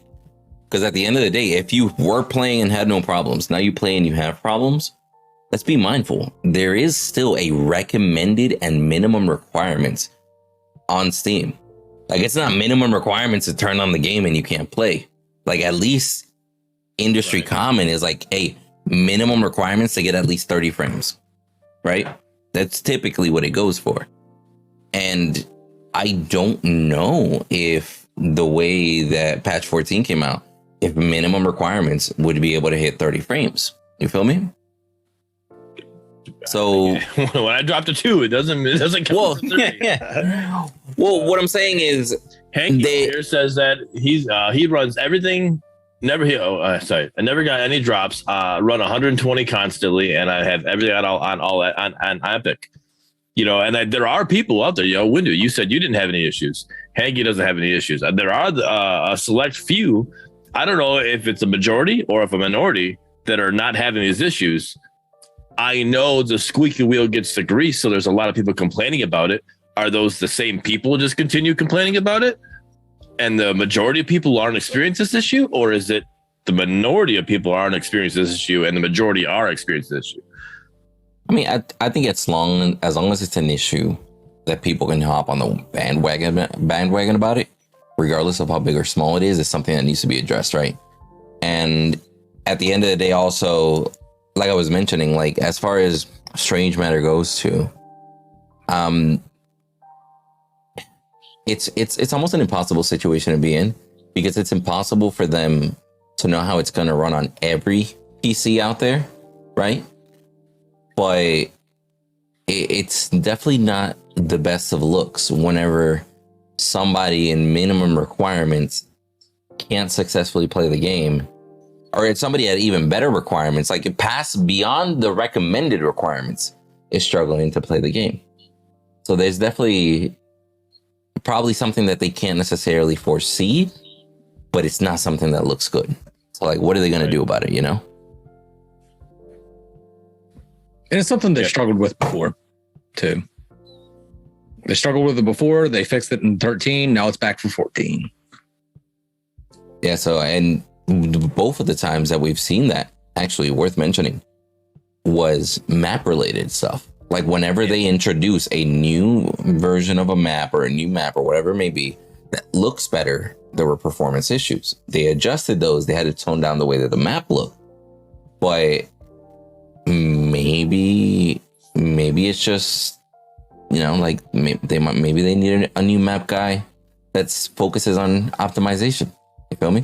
Maybe it's not about making it look as good as possible. Maybe it's about finding that perfect balance and just churning and burning. You get me? And like, for example, Espada has been doing a great job of doing, all the optimization and everything. But maybe it is one of those things that, who knows? There's always somebody out there that knows more than us, right? Like there's YouTubers out there that both me and Mangoose could easily learn from. You feel me? So at the end of the day, I teach all I can. I hate you, bro. So yeah, like you feel me? Maybe like reaching out to somebody that specializes in optimization, whether it be getting some advice from them. You feel me? Like doing what they got to do it. And who knows? Maybe that's already in the works, right? Maybe they've already narrowed stuff down and it's stuff that they're ironing out. But it really is one of those things that it's hard to sell a product that isn't consistent for everybody, Yeah. That's why I was worried about the free weekend being during this time of optimization issues. But because of it being that base test and it being not as advertised for, and seeing how it worked out and how things happened, it was a success in my opinion. It wasn't a failure. People did have issues, but I think we had a majority people enjoy the game than we did have people have issues with the game. Yeah. And worth mentioning, because I heard also some people say it's like, oh, they only reached this number of, average players at one time peak and stuff like that. I told people, I was like, hey, like the weekend worked for what it was for. And that's just to get a baseline as to drawing eyes without really posting anywhere other than social media. You feel me? Like I alone had over 2,200 individual Twitch accounts stop by my stream over 3 days. That's quite a bit of fucking people. That's people that weren't stopping by the Twitch page before. I can tell you that much. So at least the weekend did something. And I know for a fact that was just only me during my hours. Who knows, between all the different partners, how many accounts actually got visited. And they, not in take into consideration even non-partners that were streaming, right? So as far as generating traffic for as small of a test as it was, I think they got pretty damn solid numbers. Yeah. Disagree. I don't think the numbers were solid at all. Well, elaborate. They had 2,950 people when you had to pay for the game in early access, and only 440 people peak, or 460 people peak when the game's free. That's not good. There's no. Yeah, but for like, well, let me counter argue. In early access, they had 6 months of hype from the December alpha all the way till July. So technically, actually, like 6.5 roughly ish. 6.5 months of people knowing this is the date that's coming out. 6.5 months of people spreading the word. This day we're playing. Right. Here they had 1 week of social media posts, and the real reason why people started flooding into the Twitch page, the loot drops, got announced less than 24 hours before.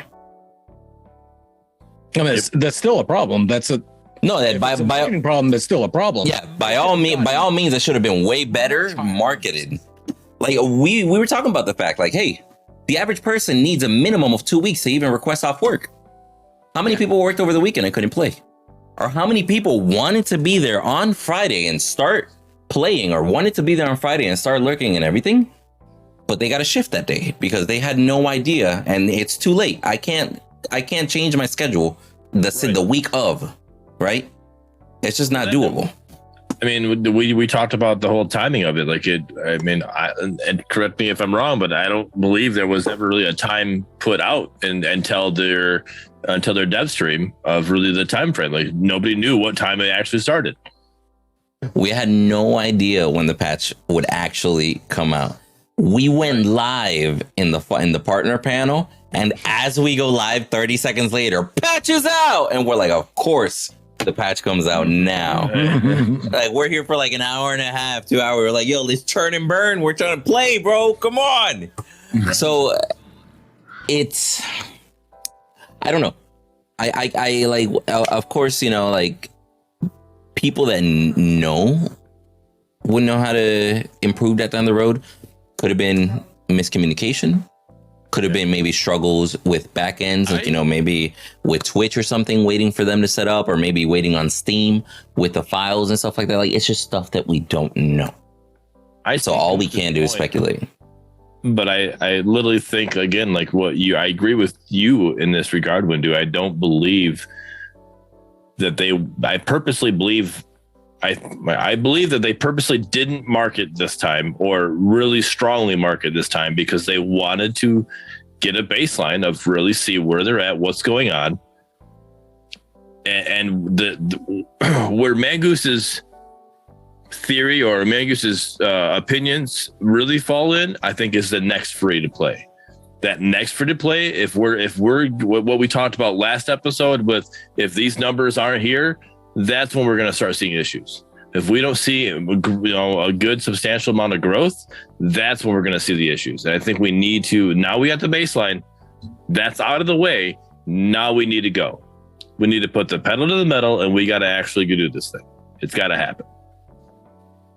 Yeah, I'm curious to see how, let's say, like an event that's both well known and marketed at least a month in advance, how would that perform as compared to this weekend? Right. Hope it's better. Same.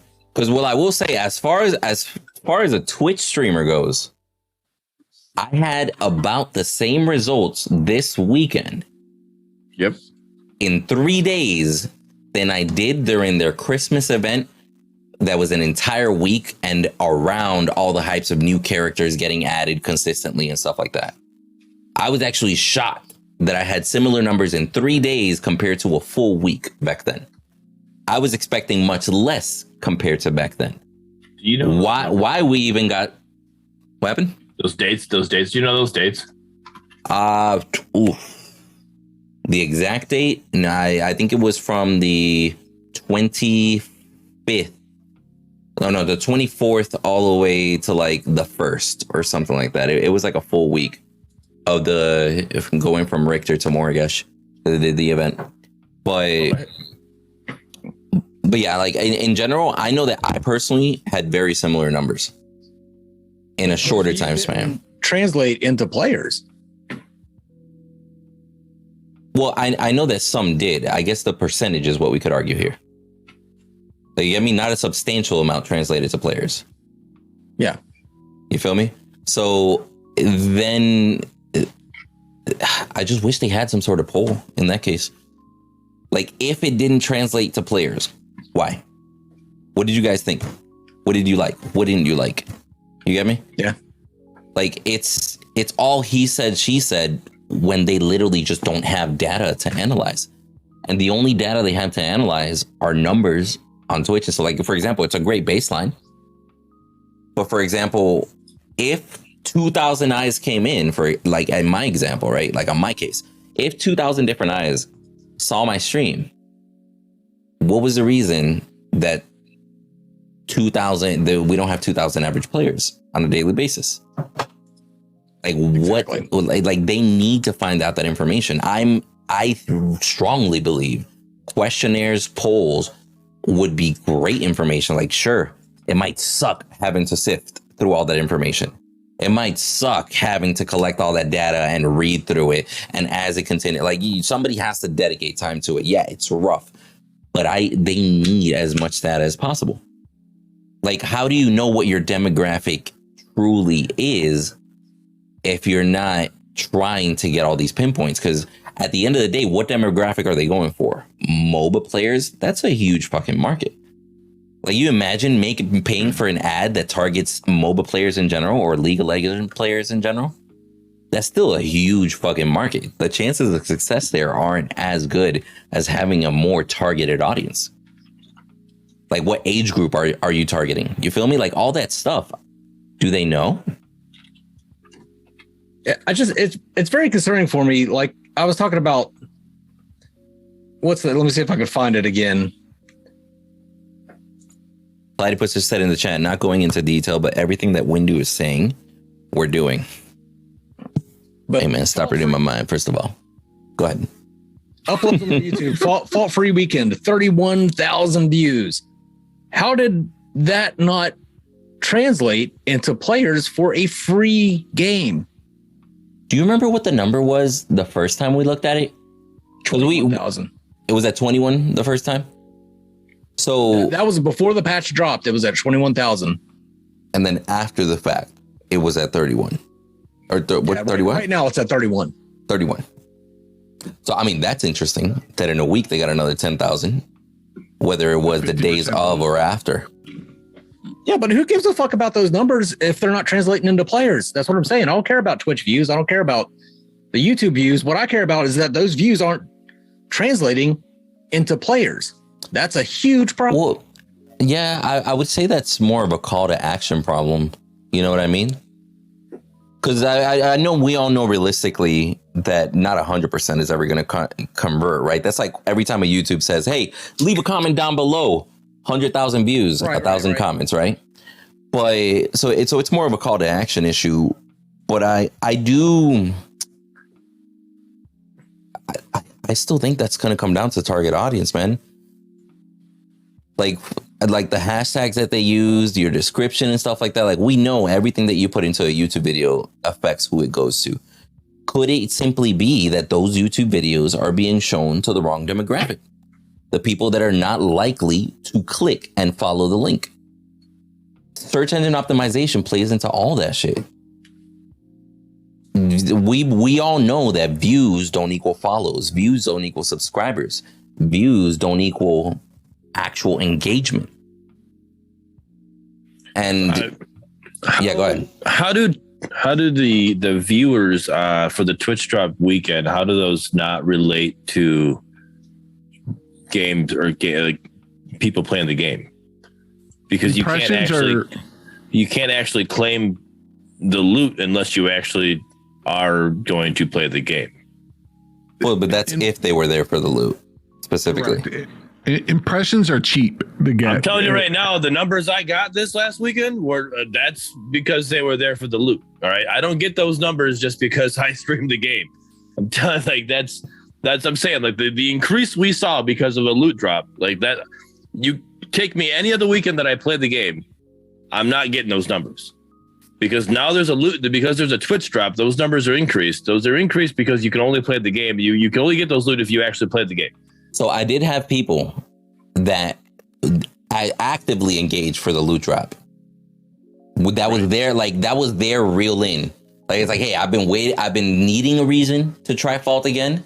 They're having a loot drop. Let me get some spicy shit.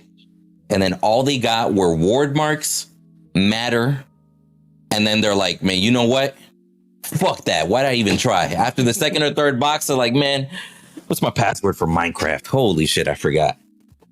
Because legit, I actually had people DMing me, even on my Instagram and shit. And it's like, bro, not gonna lie, I was disappointed with the rewards that I got. And I was like, what'd you get? Reverse. I had people in my chat. I had people in my chat like, oh man, I got this skin, or I was able to get enough to get this skin, or I actually got the Astro Gideon skin. Like I had people in my chat telling me how they actually won the skin. So it was literally. I had one person. I had one person tell me they got the Astro Gideon, any skin, the Astro Gideon. One person told me. Everybody else told me that they got marks or matter. And what I think the bigger issue is, if it was a player that isn't currently active, they didn't get enough skin marks to buy a low tier skin. They got just a little bit short and they have to grind a little bit more. You feel me? Off of a box. Mm-hmm. If they got 2 boxes of skin marks, yeah, they probably got enough to actually get a skin, right? But I think it was more of a perception thing. The fact that people open a box and they're like, hey, 4 skin marks. How much does a skin cost? 5, 8, 12. I can't. What the fuck? You want me to spend another 3 hours at a chance of a maybe? That's the perception that I got from people. We talked about this on your guys' streams. I think the Twitch drops is a great idea. I think they should be running it continually. Frequently. I thought it was way too many hours for a 3-day weekend. And I understand you're like, oh, I want people in there. But kind of going like what Mangoose was saying, where like, oh, the numbers don't mean that much. Because if someone's just turning on 3 computers and going to bed and the stream's in there, they're not interacting with your stream. They're there to get the free whatever they can get because it's free. And yeah, it's literally an impression. Twitch Prime. I go to my Twitch Prime and I'm like, yep, I'll claim that. I have not played Smite since Paragon died that weekend. You know how much free Smite shit I have because of my Twitch Prime? It's a good point. But I think it was a great idea. I thought that they put it a little too long, right? Like you had 72 hours. It could have went up at 8 p.m. on Friday. So you had 24, 48, and then another 12 essentially, right? Or 16. So you had to watch 21 hours or 20 hours. They potentially get all the drops for potential to get a skin. I like the idea. I thought like one of the drops, you should guarantee to get at least enough of the hero marks to get a free skin. Make it a tier 1, right? Who cares? It's a free skin. Give it to them. Here you go. Give people a reason to go in and load in, because you know what's going to happen when they get the free skin? They're most likely going to go play that game and at least try out that skin. And a way they could do that as well is in the description of like, because they gave us a link, us partners, they gave us a link that we could put it, put out there to, if, hey, how does this work, right? You just drop the link, go to this link, and it explains how it works, right? In that, with what you're saying, Huddy, you give enough for enough marks for a T1 skin. In there, say here's 5 hero marks or whatever it is, 5 hero marks, and this will get you a T1 skin, right? Or they give you, here's X amount of matter. This will give you halfway to get you halfway to a T1 skin or whatever, So worth mentioning real quick, because Platty's already typed it twice. I'm just gonna bring it up on, of course, like now. Let me just interject before he types it a third time. Like, I feel like he's going to copy paste at this point. So he is mentioning to clarify that depending on the tier of the box that you actually received, you actually would get enough matter or marks, depending on that tier, to be able to get a skin. So like a T1 box gave you enough matter for a T1 skin. Okay. So if that's the case, I'm A-okay with that. I do wish that would have been in that page of the description, or like stated somewhere, even like, because assuming that people are going to understand is, holy shit, we just had the conversation about joining the Discord, right? So it is one of those things that I wish I would have been a little bit more clear, because partners didn't even know that was the case. No, I didn't know when I played the whole weekend. No, it's not. No, I'm sorry, Platty, but it's not true. They're giving, literally, we made a joke about this. It's 4 skin marks, right? Yeah. Skin is 5 marks, right? If I remember correctly, it's not 4. So what Platty's saying is that T1 skins are 4. Can we pull out the game and confirm it? I won't be able to tell you. I have all the skins. I need somebody who doesn't have the skins to be able to show me this. But I thought everything was, the bottom tier was 5. I thought that. Yeah, and I'll pull the game up and see what I got, but I don't think I can see that anymore. So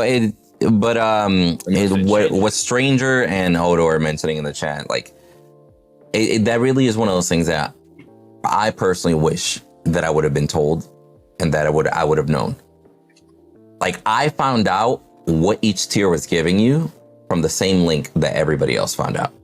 So what everybody else read is what I read. I did not know that, to be honest. But and we're clarifying right now. We have different people going into the game and checking and everything. But at least as far as I was concerned, 4 skin marks was not able to give you a skin. Can you confirm? The bronze Richter is 4 skin marks. Okay. Are you saying skin or skid? No, skin. Are you able to check? I'm just. Are you able to check other ones? Saying 4 skin. I can't with you, bro. Windu knows all about that. What do you want? We have like the Astro Gideon skin is 12. Astro Gideon skin is 12 skin marks. The Kitty Phase is 8. The Gunmetal Grux is 15. Okay. Well, the tier 3, I don't mind them not giving out tier 3s. I just.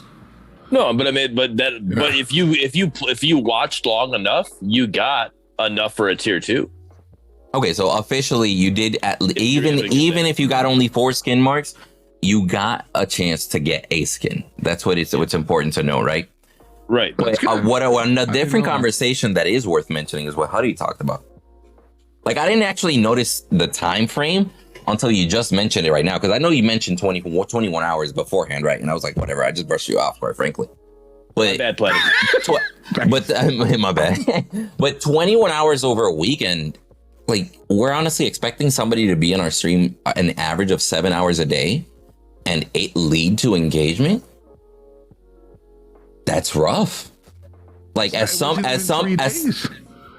somebody that's been doing Twitch for a while, I can tell you the average person stays on a Twitch stream somewhere about 15 to 20 minutes. If you get them chatting, yeah, they'll stay longer. But a single viewer doesn't normally stay that long. So to get somebody to stay for 7 hours, and any partner will tell you this. That's why the majority of those views that came through were lurkers.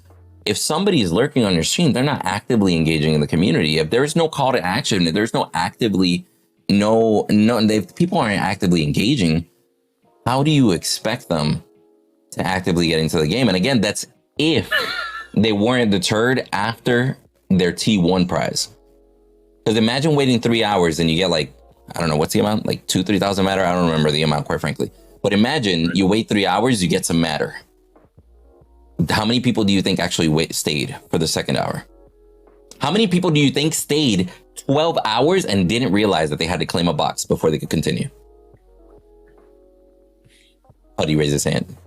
No, it's the only one. It's the only Twitch drop that I've been a part of where I had to claim it to get to next tier before it auto charged into the next one. The only one I've ever been. I watched the Valorant Championship. But that's actually a good thing, though. In my opinion, as the streamer, right, as the person doing this, that's a good thing. That's because that makes you have to stay active. I guess what are you trying to accomplish? Are you trying to get?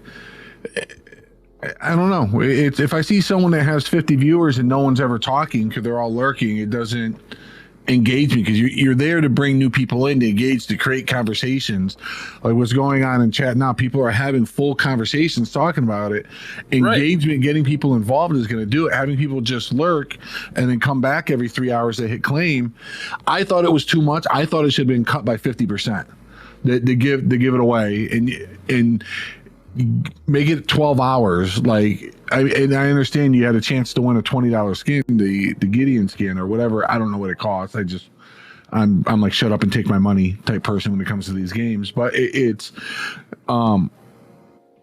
have to make it worth someone's while to go in and interact. And I guarantee you, I will put money on it. If they cut it down and they made it so it wasn't so long to get anything, you would have people that were more involved in it. How? Because let's say the first drop was an hour of watching, right? You're watching for an hour. You might hang out and talk for an hour because you're like, oh, it's only an hour. Let's find out what's going on. You made it 3 hours before you got the first single drop. I love you, honey, but you're just sounding straight hypocritical right here. No, you listen. literally just said people are just going to lurk because it's too long at 3 hours. They're just going to lurk. They're going to do the same thing even if it's just an hour. They want the free stuff. They don't care. They're going to come back. So the fact that they have to claim is you're forcing them to have to come back. I'm saying if you're forcing people to claim and you made it an hour, more people are going to come back more often to check what's going on to claim and have a higher chance of communicating than going back. I thought it just made it so long that it was just like, well, if I get it, I get it. I mean, I literally tried to support you guys as much as I could, and I was only able to get up to tier 3, and because I was gone over the weekend. You know what I mean? That was 9 hours of having it up. If it was shorter, people will be in longer. They'll be checking their streams more often and have a higher likely chance to communicate because they have to be there. If it's 3 hours, I can go to I can go to the movies. You can swear. And come back. I know. I still try not to cuss. Okay. And come back. But that's me.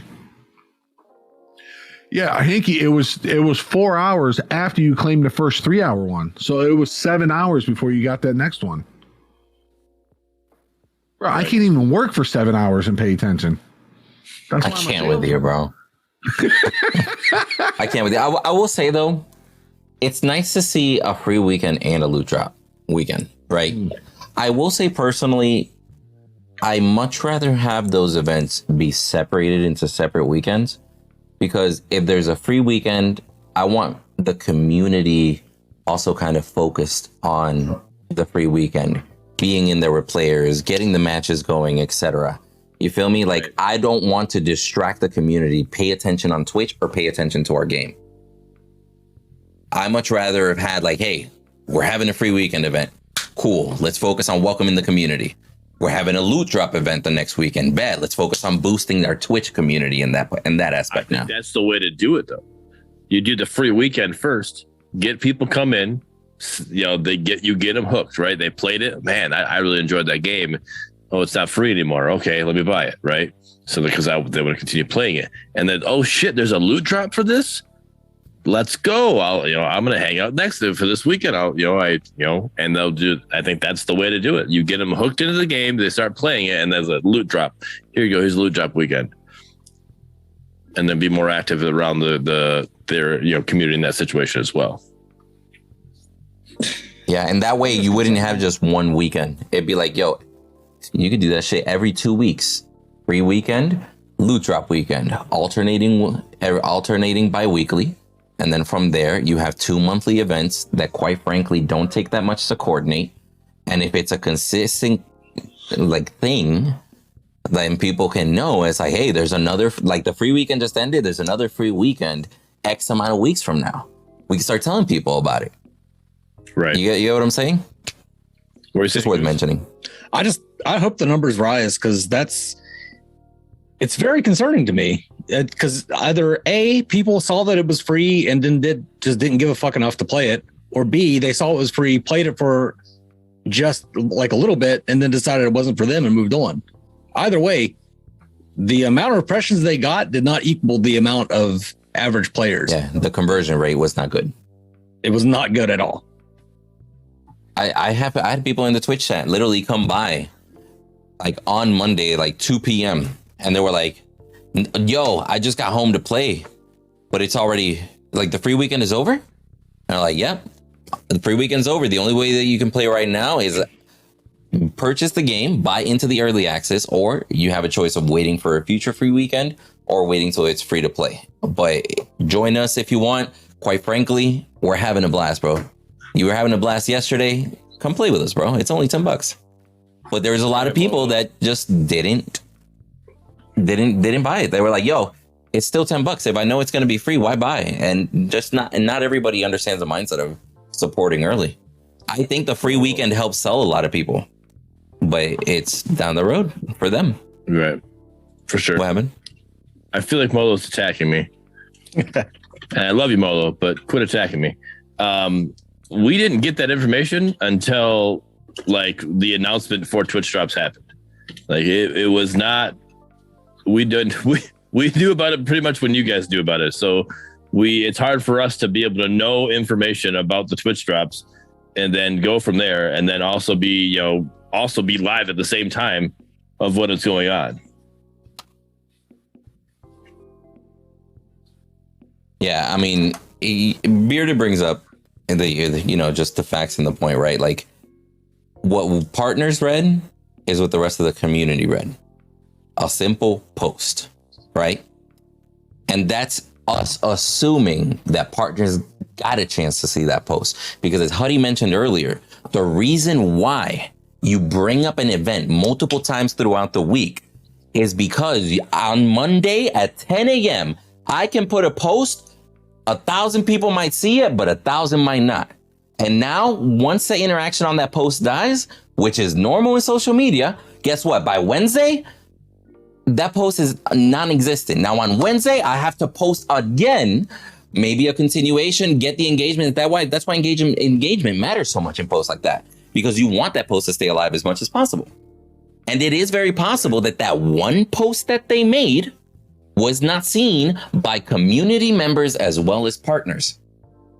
At the end of the day, it comes down to communication between Strange Matters and the community and between Strange Matter and the partners. And it really is one of those things to talk about, that those details, quite frankly, partners did not know about until the day of. Partners didn't even know what time the patch was coming out. And it's not trying to dig at, throw jabs at SMS, but you guys need to understand that the partners are not the ones that are responsible to communicate the information to the community, right? As Strange Matters has to communicate that information to the community, including the partners. If there is any miscommunication between those, the partners are not to fucking blame. Right. Like for example, me sitting there and seeing that a T1 gives you 4 skin marks. How am I supposed to know that you can buy a skin with that? I'm a partner. I own every skin in the game as soon as it gets released. I haven't seen a price for a skin in like 2 years. It wasn't until 14 that they put those prices, because now the 14 you can actually go see what the prices are and you can see what the gold price is, you can see what the matter price is, you can see what the marks price is, right? And it before 14 you couldn't see those numbers, because I would have people come ask me, hey, how much does it cost for a skin? I'm like, I don't know. I haven't had to buy a skin, and I don't know how. So I was been a partner in October. So I'm like, I don't know. Haven't bought a skin. Couldn't tell you, right? And I would go look. I'm like, well, there's no way to look at it. And now those numbers show up in 14. So that's actually a huge quality of life, in my opinion. So now I can let my community know. It is nice. Here you go. That's a very good change. Even if you've already paid for it, it still shows up. That's a very good quality of life change. In a whisper or in a DM message, and I'll post whatever link you're trying to post. Sorry, bud. But yeah, it's there's definitely room for improvement, right? And we know that this was just an initial weekend event and such, right? But at the end of the day, it's just about refining the process. And I think the question in everybody's mind is, how long will Strange Matters take to refine a process that is never, is always ever evolving? You get me? Because people want them to refine it and have it 100%. But realistically, it's not something that can ever just be 100%. You can take safeguards, you can take precautions. That's about as best that you can do, because shit might happen, right? But at the end of the day, when is Strange Matters, at least in public perception, going to find that happy balance? Because I think one of the bigger problems right now is the fact that people aren't expecting a happy balance out of Strange Matter. People look at Strange Matter and they expect that perfection. And, to each its own, understandable. But how does Strange Matter combat that? Can we bring up the other 2 clones that are coming up? What a lot of people don't realize is, look at Overprime, right? When they got bought out, they've been quiet for almost a year, and you can't play the game right now, right? You have to until they re-release it. And then Predecessor tried to do the launch this July.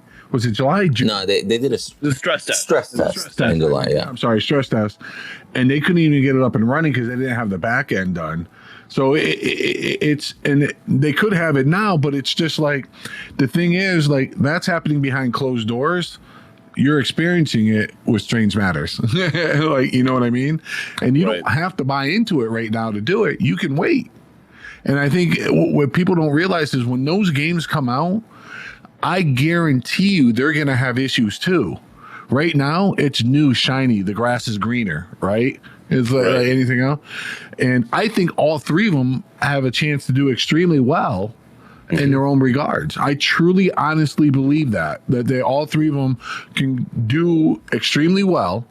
I don't think any of the 3 will blow up and compete with any of the big dogs, but I think they will do well for what they're out there for. But it's again, not Overprime, Predecessor, they tried to launch it and they couldn't get the matchmaking. You couldn't even get in. And they were scaling up the servers. The back end is a lot. Yeah. Minus the internet dying when Strange Matters released their game 2 years ago, or a year, however long it was ago. About a year and a half. The whole East Coast dying. You've been able to get into the game. Might not be able to get a match because of player base right now, but you can always get into the game. So I think that's something that people have to realize too. Game developer and how they're doing it goes into a different path. SMS is a small studio, and it's freaking expensive to hire these people. They started coming out. They were the first out, and you're going through, and as they improve, I dare someone to go. I think Windu has it. I know Mangoose has old footage from a long time ago as well on both their YouTubes, Look where the game was a year ago and look where it is now. Right. It's come a long way. You've been playing it that whole time when the other studios, they're like, here's an engine, like the new Predecessor video that showed up. That's engine footage. SMS can do the same thing and make it look very beautiful too in engine footage. There's a difference between engine footage and gameplay footage. A lot of people don't realize that. Now, if I'm wrong and that's gameplay footage, awesome. It looks good. How's it going to look when all abilities and stuff are going on? I hope it's great because I want to play it. I liked a Predecessor when I played it. I thought it ran good. I just wanted it to be deeper, and everything they're releasing shows it's going to be deeper. So played a lot different than Fall. So I think it's important to also mention, and this is something that Mangoose has mentioned in the past, and then Laddie kind of mentioned it, but as far as their side, right? Just because they're not public does not guarantee, like every game runs into issues, but it doesn't guarantee the scale of a problem. It doesn't guarantee that the public perception is going to be received the same way also. Because like for example, Strange Matters, like Platty stating in the chat, they've been here. They've been here 24/7, available for everybody, good or worse, no matter what, nonstop. There's problems. They work on changing them. They update them, etc. Right? So people have a very, very different perception of Strange Matter. Almost that perception of, hey, even though this game is still in early access, they treat it as a fully released game. Because in their eyes, they have it, it's released. It's not the way development cycles work. But at the end of the day, when you compare to other projects, it's very possible that a different project might come out of the door swinging harder than Fall came swinging out of the door. Like at this point, it's all plausible deniability, right? Like you could say this, I could say that. We just won't know until we get there. So I don't want to sit here and assume that they're going to have problems. I don't want to sit here and assume that they're not going to have problems. It's literally just going to come down to how much work did you put in? How efficiently did you test it? The end result, right? What I do know is that at least as far as Strange Matters, like we mentioned, the fact that they have been, how do I word this? The fact that over the past 2 years, roughly, they have found out what it's like to be an actual live service company. I think that is the biggest lesson, that it's an ongoing thing for them. Not whether they can fix a bug, not whether, they can add a skin, not whether they can add a character, because it's much, much easier to do stuff when there's less pressure, right? Right. We could go back as far as like high school and shit for everybody. If you knew that some shit doesn't have to be turned in until 2 weeks ago, man, whatever. I might do one page today. I'll do another page tomorrow. I'll be all right. It'll get done. It'll get done by the deadline. I promise. But whenever you're like, in argument's sake, in a live service, you're late. You have to give the work as quick as possible. It's like, hey, man, there's a problem. This shit should have been solved yesterday. That's the way that people see it. The perception changes. So I give Strange Matter kudos for going through the ringer, still being there, and still encouraging individuals that they are here for the long run, as they said in the thank you post. That's why I love shit like that. Like, they're like, hey, this shit is not easy, but we're here for the long haul. I love that. Right. We can't speculate too much about these other companies until they get in the field and we see what they are like on a day-to-day basis. They might blow us out of the water. There might be issues. Game development, it happens. No company's perfect. I don't know if it was, I think it was explained on For the Minions. Mangoose said it. And it was perfectly said. With Fall, we've had time for our rose-colored glasses to fade. With the other games, we've yet to have that time. Like it literally is. The last time we played it, it was smooth, it was great, but we didn't play it enough to experience those bugs. Pappy is a perfect example in this situation. Pappy, not that he's a one trick, because he can play other characters, but Pappy loves Richter, right? He's played Richter so much, right? He's got before patch 14, he had over 1K games, right? He knows all of the bugs and the ins and outs on Richter, right? So every time he sees that bug, it is just a nuisance to him. Right? I play Richter. I don't know what the fuck bug he's talking about because I'm like, huh? What do you mean? Like, it worked fine for me, at least as far as I can tell. I don't know what you're talking about. Right? I still have the rose-colored glasses for Richter. Pappy doesn't anymore. Right? He sees that. It's that same situation for these other games. Like, we are able to play that game. Oh my God, that was amazing. But you didn't play it enough to notice that this was actually working this way, or this was doing that. Or if you do this, you can find things. You know, Goose was able to find a bug with Gideon with 14. You know, you back up to a wall, you throw a freaking a portal. Next thing you know, you're off the map. Okay, I'm sorry. I don't blame the testers for that situation because I'm not backing up to a wall and throwing a portal. I don't know. I never thought about it, but okay.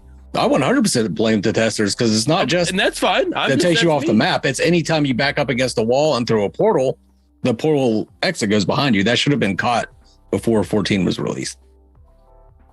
I just don't know how often you're backing to a wall though. Like I don't think I've really. How often are you getting chased and you're trying to throw a rock or something? You hit a wall and you try and portal forward. It does. See, I don't play Gideon, so I don't know. That's what I'm saying. I don't know. It happens a good amount. I mean, it's does it okay? I will say I think that's a bigger issue of the type of testers. Because, for example, let's just mention pathing, right? I can easily see a newer player back up into a wall while trying to portal out, right? I can easily see an experienced player knowing exactly where they are on the map and what direction they're moving in. And, you know, they're not trying to run into the wall. They're literally backpedaling, or they're running in a straight line because they know backpedaling doesn't work. Like, you get what I'm saying? So maybe they need more inexperienced players, but are good testers. You get what I'm saying? Because there's a lot of stuff that the average community member might run into that one of the testers might never come across because they never thought to do that. Because their mindset is just different from the casual gamer. You get what? Does that make sense when I say stuff like that? Yeah. Maybe it's just broadening the testing pool so you can actually gather more data from different mindsets. Not necessarily just only having testers that are good at the game. You feel me? Yeah.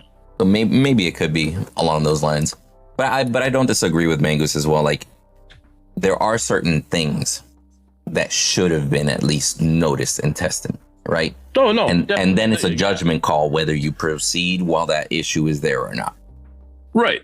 But my point with that still is yeah, Mangoose found that, right? But like, you could easily, I mean, let's say that same bug is on Predecessor, right? But we've only played it for a weekend. We haven't, like, there hasn't been enough time for a lot of people to find that bug, right? Or in that regards, or whatever. That's what I'm saying. Like, that's just all I was trying to get with that situation, was that the stress test that we had, or the alphas that we've been able to play with these other games, just hasn't been enough for them to really wear on those rose-colored glasses. And we've had, like, it literally, you don't have rose-colored glasses anymore with Fault because you know what you're getting. Ooh, Empty just brought up a Grace gameplay loop because of how long they've been out. Like, people complain about the balance and all that. It's actually pretty well balanced. It's definitely better balanced than the Predecessor tests have been. It's definitely better balanced than Ethereal was, but because they've been out for so long and they've had a chance to balance and all that. So that's about as it's about as balanced as a MOBA will be. For them. Yeah, you're never going to have perfect balance in a MOBA. I don't think people actually want as much as they don't want it. You want to don't change actually it. Want it. You want to change it, so it changes the meta. You know, if you literally have perfect balance, you're going to have the same meta constantly. That's the big thing that Fault definitely has going for them. But you know, on the flip side of that too, they've been working on the game and had it in the community's hands for 2 years now. But I mean, when I played Predecessor, when it was playable, when I could play it, it felt better to me than Fault, and that shouldn't be the case. Fault should feel way better than Predecessor right now because they've had this time to work on it.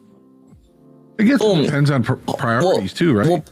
Well, let me highlight on that too. Like, again, as far as perception goes, because like, we literally, if we want to sit here and nickel and dime, both Mangoose and I were there in the first Fault Alpha playtest that, you know, had a decent issue and stuff like that. Like, we were there a full, correct me if I'm wrong, Mangoose, a full March 2018.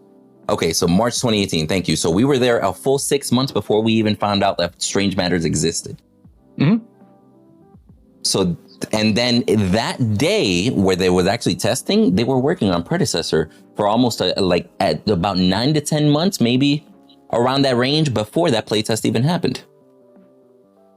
So if we want to sit here and nickel and dime, the argument could be made, maybe it did feel better because they've been working on it longer. Yeah, that's a perception thing.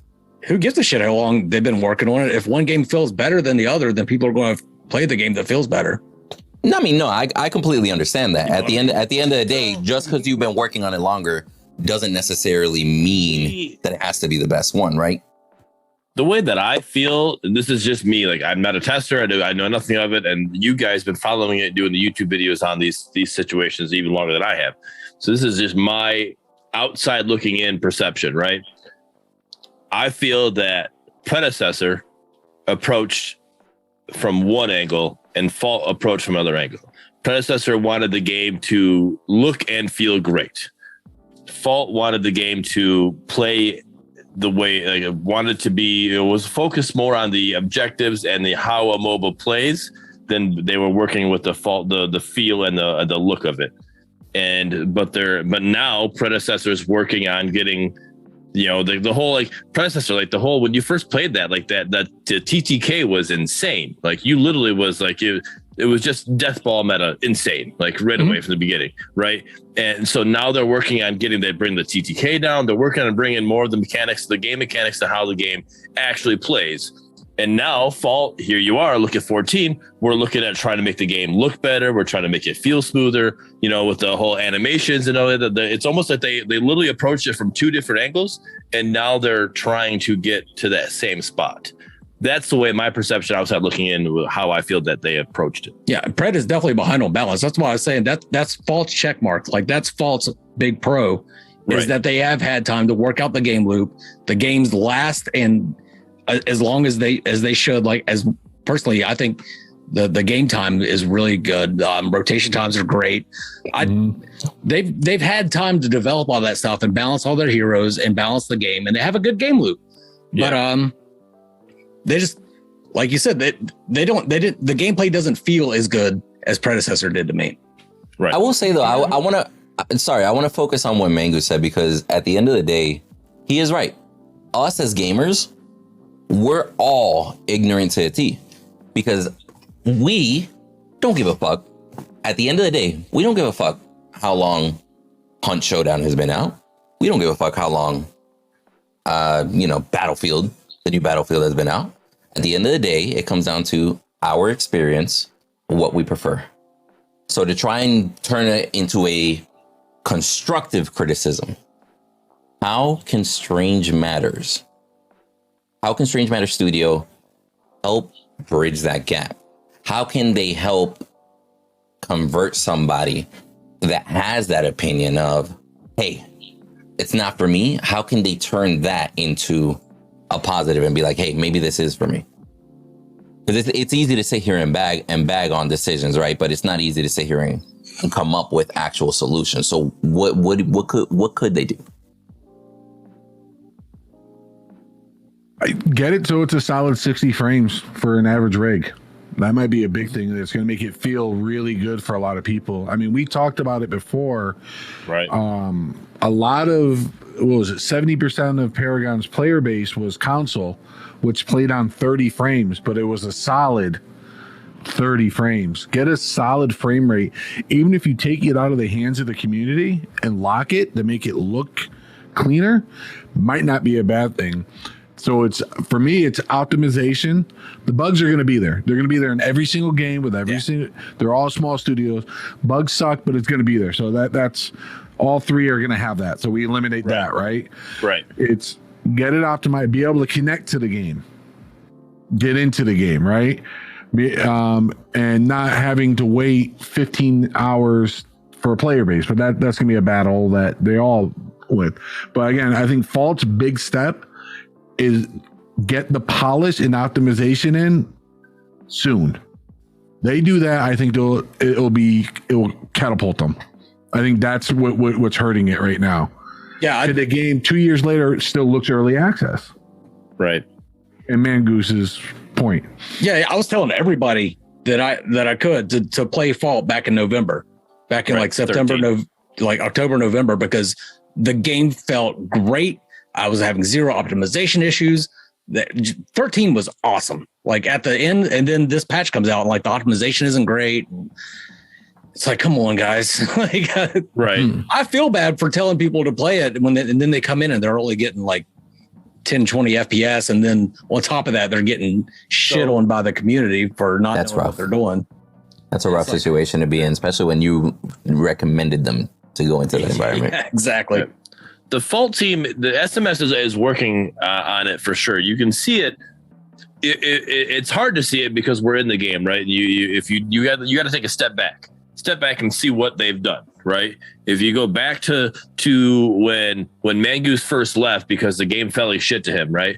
And now you bring in 13 and you bring in the ability queue and how you're able to, pretty much spam your abilities and just put your abilities, one after another, and how smoothly it comes off. That right there was a huge step into it, right? That alone made it feel more like Pred, right? Not exactly, but more like Pred. And then, and now we just need the visual, like the beautiful, the map itself to be beautiful, right? And now we got that beautiful map, but now we got the optimization issues. So now we're almost have like, all right, sweet, I can queue these abilities up like the way I'm supposed to, but I'm just watching it in a stuttering 2 frames, and it doesn't feel as smooth. So until we get this optimization fixed, and with this beautiful map and with those ability queues, and we get everything mashed together and we're able to see how it runs, we can't really say that we're at that same spot yet. But we know how we felt when we played Pred and how smooth it felt. We want to get to that point when we get with Fault too as well. For me, I think Strange Matters this is just an outsider. Again, I took almost 8 months off from really playing the game at all. Strange Matters they do listen to the community quite a bit, and as much as people gripe about them, they do try to, but I think they're trying to do too much at once, and then that's when you get issues like this. Like with 14, rather than updating the map, maybe just leave the optimization, like, because you have it optimized, right? So it comes out, you do all the other changes, but you don't pretty up the map. I didn't think the map was ugly. Yeah, I didn't think it was bad. If I'm going to play a game, if I can get 120 or 60 frames and I don't see grass on the ground, I don't give a shit. Correct me if I'm wrong. Didn't they, at one of the posts leading up to 14, didn't they mention, or didn't they confirm that 14 did have either new map revamp, something like that in one of the posts, right? Like in the post leading up to it, didn't they at one point just say, "Hey, this is also included in upcoming patch 14"? Yeah. Because the reason why I bring it up is, what if that was the plan? What if they realize, hey, there's issues, but then they're like, fuck, do we go back on our word and not give them the map, or do we try to do our as best of a job as we can? Let's iron out all the kinks. And then they got to a point, at least within testing, where they were like, seems to be good. But that, those individuals testing isn't the entire community, right? Right. Yeah, So, if those individuals have a Windu rig, then they're not going to have an issue. But if they have a Bearded Wolverine rig, then it's like, okay, we're all done with this. Isn't good. We can't put this out there because I don't have Michigan stickers. Rip. There's no stickers. There's no stickers. Wow. Oh, it's that flag, bro. It's fucking up with your glass. I could tell. There's no stickers. I'm sorry. Wow. But no, you know what? And Empty brought up this great point in the chat earlier. It just kind of got buried in there, though. It's probably going to be very difficult for Strange Matters to expand their testing pool, Because not everybody wants to test something that's already available. People love to test stuff that isn't available. Early access to a game that's coming out. People would love to test that new beta for the next Call of Duty next year before anybody else gets to play it. But how many people right now, after paying for Call of Duty, would say, I want to go be a tester for this Call of Duty? They're going to be like, no, bro, just give me what I fucking paid for. Testing's not fun. It's tedious. People don't realize, like, when I was testing's not fun. You're literally 10 people sitting in a map and you're like, okay, what happened? All right, let's try to recreate it. And you might be doing the same thing for 45 minutes straight, trying to do one jump. That's how I play Faults anyways. And then it's like, okay, that wasn't it. Now you got to figure out all the freaking different items and what level everyone was. Okay, now it's this. What's breaking the game? And that's why, again, when I'm like, I have 600 hours of gameplay, I'm like, I probably have 800 to 900 hours on the testing version of the game. Like, it's testing is. There's a reason why game developers pay a lot of money for testers, and there's a reason why testers burn out very quickly. And there's a reason why even the big AAA games, you get a ton of bugs when the game's released now. Releasing an unfinished game is common practice now, because it is less expensive to do that and patch it after the fact and let the masses find it than it is for someone to test it. Yep. I mean, well, that's another reason. That's another issue I have with it is, like, you have, you know, AAA studios like Epic Games, you know, that had Fortnite in an early access or a beta or whatever, you know, like for how long, you know, like, you know, and then they now finally have been full release for like maybe a year now. Like that took forever, you know, but they abused the early access term, you know, to where now these indie devs who are actually legitimately trying to use the early access term, that people are like, no, this is a full release game, you know. So you can't, like, that's what sucks is the big companies are abusing these terms and makes it harder for these indie devs. It's rough, man. But I'll be honest, I don't know how much, like, I don't know if they would be successful if they literally just put out a poll. Like, for example, like, we've seen other companies like, hey, looking for testers. A game that's not playable, I'm sure that list is going to be higher than posting looking for testers in a community where the average active community already paid to play. You know what I'm saying? Windu, go back to when we were testing for Fault. Back in November before launch, there was a waiting list to get into testing. Mm-hmm. And then once the game released, it was like, hey, guys, we need to test. Guys, we need to test. And everyone's like, I'm playing. I want to stream. I want to do, you know, I mean, there was literally, hey, we're going to be testing at 8 o'clock. Who can meet here? Like, first 10 in voice chat, get in. And then it got to the point where it was like, hey, can you test? Can you test? Can you test? Yeah. That's another problem is they picked up way too many streamers as testers, I think. You know what? From some, like, all three of us were there early, and all three of us are content creators. You feel me? And if we sit there, like, a lot of the original partner crew were testers. Like, that might have had something to do initially. I'm glad that they eventually, you know, got like a whole separate testing system. They refined all their testing stuff because there was a lot of like kinks in the system in the early days of testing. But I will say, I would love to see them just like publicly say, hey, anybody interested in testing, here's the link, apply. And then they have, you know, all the rig setup information, like, hey, give us your rig details. How many hours do you play? You feel me? Because they can start gauging, are you a casual gamer? Are you a hardcore gamer? Do you play 46 hours a day? Do you play 46 hours a week? You feel me? Like, right. They need to have that variety. And I think they should just publicly be asking for testers at all times, even though they might not add people.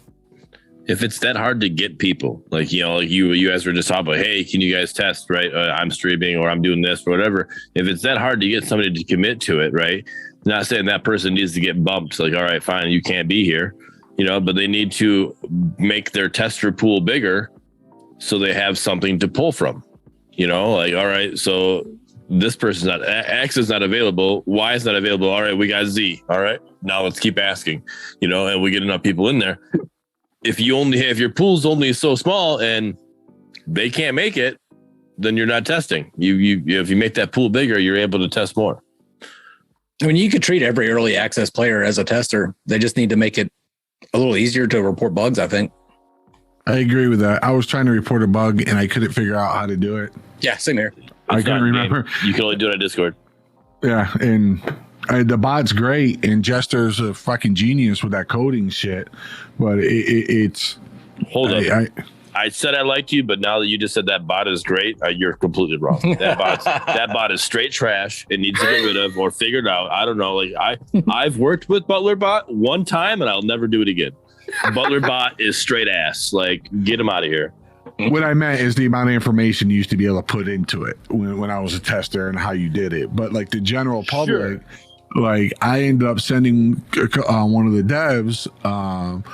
So I'm like, hey, look, this is what's happening. Hey, look. And I had it recorded, thankfully, because I was recording and streaming. And I was like, hey, look, this is what happened. Are you aware of this? And like, yes, we know about this. And so it should be, I don't even know how you can do it because it's hard to.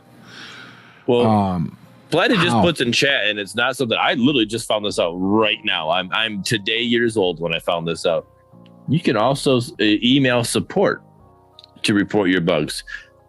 I thought emailing support was other things like, hey, my account's not working, or you're trying to contest a ban that you got, or whatever thing is. That's what I thought the email was for. It's you go to Discord, they literally give you the whole here's Butler Bot, / bug report, and it brings up Butler Bot. You copy paste, do whatever you got to do. I didn't know that was even a thing. So yeah, you're able to email support for that situation. Fault used to have a very good in-game.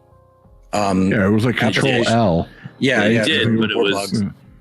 I was told that in-game report system was pretty much just non-stop troll reports. Like they were all fake reports. Yeah, people like, hey, this person wore this skin, and they're going through reading these reports, and they're just fake. They're just like literally bullshit reports, wasting time. Because I thought that was I thought it was really well done. It sucks that the community ruined it. Then, I mean, I also saw a handful, and I can only imagine the total, right? I saw a handful of reports in that system that were just so vague that no information could be done. Like literally just going through like 5 in a row, and it's like Gideon's blink is not working. Send report.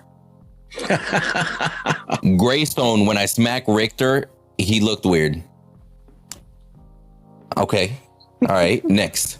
You feel me? Like it's something that chat's kind of discussing a little bit here.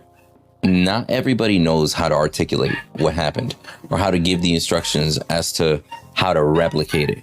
Like people don't say, hey, when I was playing Greystone, I leaped over the wall right next over like that little ledge next to T1, going from jungle into lane. I landed on top of a minion, and this effect that like people aren't going to write that, especially not in between matches. Half the time they write less than one sentence, not even a complete fucking sentence half the time, and then they send enter. Yep. Game portal, no work. Period. I actually had one. I've seen. Yeah. There's no way saying that I fixed it, but I had one that I was like, I saw it happen. I was running down, and it was Dawn side, right lane. And I ran down and I got to tier 1. And as soon as you get to tier 1, right by the tower itself, there's the blue water, right? And I ran and I got stuck. And I backed up and I ran and I got stuck. I'm like, what in the world? So I backed up and I ran. So I ran around it. I'm like, all right, report it. All right, Dawn side, tier 1, left side of the tower. I gave as much description as I could. Is like, this is happening. And then it was like a couple patches later, no longer getting stuck on tier 1, Dawn side map. I'm like, oh, I reported that. I'm not saying it was my report that fixed it, but like, I was like, but you just be as descriptive as possible, is what I did, with the ones I can. If the ones that I hate for myself that I see when I'm streaming or when I'm gaming, I'm like, I'm sitting there playing. I'm like, what the hell just happened? I'm like, I don't even know how to like I don't even know what happened to explain, but that doesn't seem right. You know, how do I say? That's where I'm like, how do I describe that? You know, like, but that's the great thing about streaming is you're able to just pull that clip. Like, okay, you know, here, so much easier. Let me clip this. You know, like, so much easier. Let me show you this. You know, yeah, that's what I'm saying. Another reason I don't use ButtlerBot anymore. Like, as a partner, we're able to go in and say, hey, here, guys, this is what we got. You know, look at this. You know, Platty saw my one the other day. I had literally, I was jumping somewhere. Where was I? I think I was in Raptor Pit, and I jumped as Sparrow, and I was up against the wall, and I got stuck. I'm like, what? I'm like, I saw that he got stuck between a mountain and the wall. He literally was like, click, click, click, click, click, click, click, click, click. I was like, what the fuck? Wait, Windu, what was? No, your mother. Someone please clip that. Make that one a gift. Dead in my life. Back. I think Huddy was playing with that game back, and Huddy was complaining about not having wards. I'm like, Huddy, I'm just getting back to lane, dude. I'm sorry. You know, I know they're free. You know, but no, yes, it has 21 though too. Right, the one bug that I never saw everybody else get. Oh, I only saw this on myself, and it tilted the life out of me. Huddy was there. I was a Countess.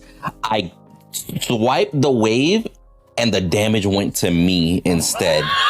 Bro, I was livid. I was like, oof. I was like, the fuck just happened to half my health bar? I was like, okay, let me confirm. Is this what just happened? I right clicked, died. I was like, I just killed my wife, bro. I promise you, dude, I literally didn't play Countess for like another 6 months after that. Not even joking. So far, I reported it. Mad. I reported, but you know, bugs happen. But yo, my dude, I was so fucking tilted. And then worst part is, assholes like Huddy were in the chat. It's like, I don't know, bro. Said you died to twin. You must be trash. I was like, get me out. The other one that plenty remembers, I just had it happen recently, is I died, but it gave me the animation like I literally just showed up. So I'm running down a lane, but I'm running really funny. I'm like, why am I running like this? And I'm trying to run the lane.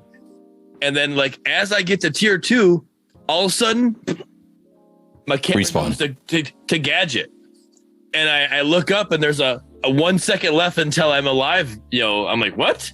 I'm like, what do you mean? I was just alive, and I clipped it, and it wasn't until I watched the clip again, and somebody pointed out, dude, you have a death counter while you're running the lane. I'm like, what? I go back and I out of body experience. I'm like, literally, I'm like, yeah, my dead counter, I'm still able to run while I'm dead. I'm like, what is this? I clipped that, was able to send that to the devs. I'm like, I don't know what this is. I don't know. I literally, I can't describe. I can't, like, is it the skin that I used? Is it like, what happened? I don't know. Here. Yeah, I think that's one thing that people don't realize, by the way. Sorry, Huddy. The fact that bugs happen. One of the most popular YouTube series was literally highlighting Paragon bugs. Right. And we all loved watching all those videos. How many times could we watch in one single 15-minute episode Chimera locking onto somebody, leaping and going all the way to their fucking core and leaping across the map? We saw that shit 10 times in the same video, and we're like, that was funny as shit. Or how many times Chimera, or how many times Greystone went up in the air, came down, and it's like, this motherfucker's made of rock now for the rest of the match. Do we need to mention box grucks? Like, you feel me? Like that? Yo, those happen. They're hilarious sometimes. They can be frustrating, but they happen. Too many people like expect perfection out of Strange Matters. And I'll be honest with you, I think that's their biggest hurdle. Well, now that you say that, I remember what Bearded was referring to me talking about with the rose-colored glasses. What I was saying was Paragon wasn't perfect. Paragon had more than its share of bugs. Paragon had its optimization issues. Everybody expects Fault to match their memory of Paragon, and it's not going to match that. And it's going to be the same with both Overprime and Predecessor. They're going to expect those two games to match their memory of Paragon. It's not going to fucking happen. I don't care which one feels better than the other ones. It's never going to feel as good as what you remember Paragon feeling like. Right. They seem to forget that Paragon was I would get stuck on this 5 years all the way till the end of when I stopped playing. Like they had bugs, consistent bugs, persistent bugs, and that's just going to happen. And you know, if Epic couldn't do it, Strange Matter sure is fucking going to be able to create a perfect game. Right. No, you just got to find whatever one scratches that Paragon itch for all the Perry refugees, right? One of these games, and maybe none of these games, will scratch that itch for you anymore. Like you just, if that's what you're looking for, one of them's going to do enough, most likely. And if none of them do enough, I'm sorry. I just want to bring up something that. All right, we're gonna end the show here, guys. Yeah, oh my god, bro. Go ahead, honey. Go ahead. No, what Goose was talking about before about the in-game, and unfortunately some of the community ruined it by putting up troll bugs, right? Maybe something that SMS can do is give certain people of the community access to that report in-game. So when they send it in, because I know what happens is when you send it in-game, they get the code, they get the time, they're able to go back and look where everyone was, what was happening, what items were all purchased, and get it. Like data attacks. May be able to do is give it to the partners, give it to Mangoose, give it to Bearder, give it to Windu, give it to Platty, give it to people that you trust so they can do it while they're playing the game. Because even though you're not testers anymore, you still enjoy the game a lot. You still play the game a lot. And when it happens, I'm 10 times more likely to hit Control L and say, I was Gideon, I was trying to portal, I went through a wall and I was off the map, I had the back, boom, send while I'm in the game. I am not going to go out, open up my Outlook, type in Strange Matters email, type up and say, at this game at 12:24 Eastern Standard Time, playing against blah, blah, blah. I was level 15 Gideon. I have 180 CS. I had 7 kills. These were the items I had. Because that's what's going to be relevant. That's where they can go in and say, and they can dive in. That might be an option for them if they haven't, if it's possible. Even I'm assuming it is, but let's talk about that Control L thing though for a minute. That was the worst report system ever. No, it literally was. Like, who thinks Control L for report, or who thinks Control L for bug, or anything? Like, hey man, you're reporting because you're losing. Control L. If you're winning with a bug, be like, oops. Like, I thought I really liked it. Was the Control L. I didn't mind it. I thought it was. I've never come across Control L before personally, but it was just something to get used to. Yeah, I just again, that's why you release it to certain people, and then you educate them on how to do it. Well, right? I think the way they fixed it, but they took it away, was putting it on the scoreboard screen. You know, you literally just pull up the scoreboard. And now you can report a player, right? So you can still do the report system, but you can only report a player. You can't report a bug, right? And I think that was the way to do it. You just pull up the scoreboard. Or bam, or you just pull up the menu. Like, I don't know. It just the way they had it was just like, I'm like, what was that? I'm like, huh? You want me to do what? That doesn't even make sense to me. So, or that any in-game reporting system, I guess, is what I'm getting to. And I know it's not a thing anymore, Empty. That's what I was saying. It should be. There should be something for people. We're gonna print the game. Control P would be better.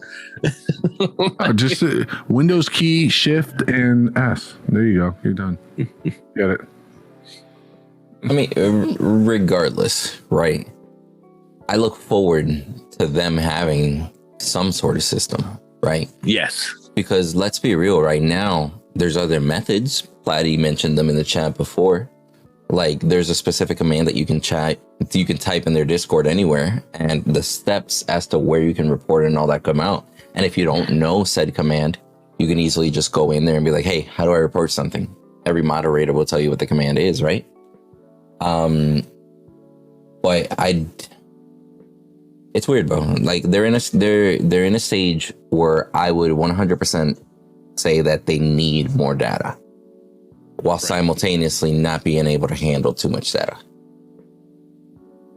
Nope, I agree.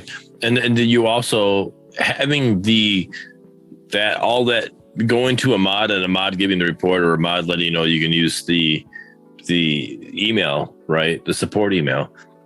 Not everybody has Discord. So having it in game is better for the people who don't use Discord or don't have it or whatever. Like, you got to have other ways to do it. I mean, is there, I don't go on the Reddit page. Is there a way for me to go, hey, how do I make a bug report? Is there going to be somebody going to say, here you go, here's the support email, or here's the bug report little thing they do? Like, is there a way to do it in Reddit? You know, like, what do I do? Like automated response? No, honestly, in Reddit, it would just be like a pinned message. Response, yeah. You know, like, but I mean, is there a moderator for Reddit? I don't know if there's a moderator or not, like that, you know, that controls that page or whatever, that moderates that page. You know, is there like, you know, if I, you know, hey, if I'm put on Twitter, hey, how do I redo this? Whatever. Like, am I going to get, like, there's the only place to get that is on Discord right now. And not everybody has it. So there's got either have it in game or have it in other socials to where people can figure that out. I mean, Platy just brought up a good point in the chat too. Like, there are social medias where people talk about bugs and stuff like that. And he's mentioning that the support staff keeps an eye on those and takes notes of those and stuff, right? But I highly doubt that unless you pursue the lead, DM them, try to find out every detail possible, that's not going to have enough detail to be able to actually like lead to a successful result. It might be a lead, right? But that's like kind of saying like the killer wore a black shirt. Well, shit.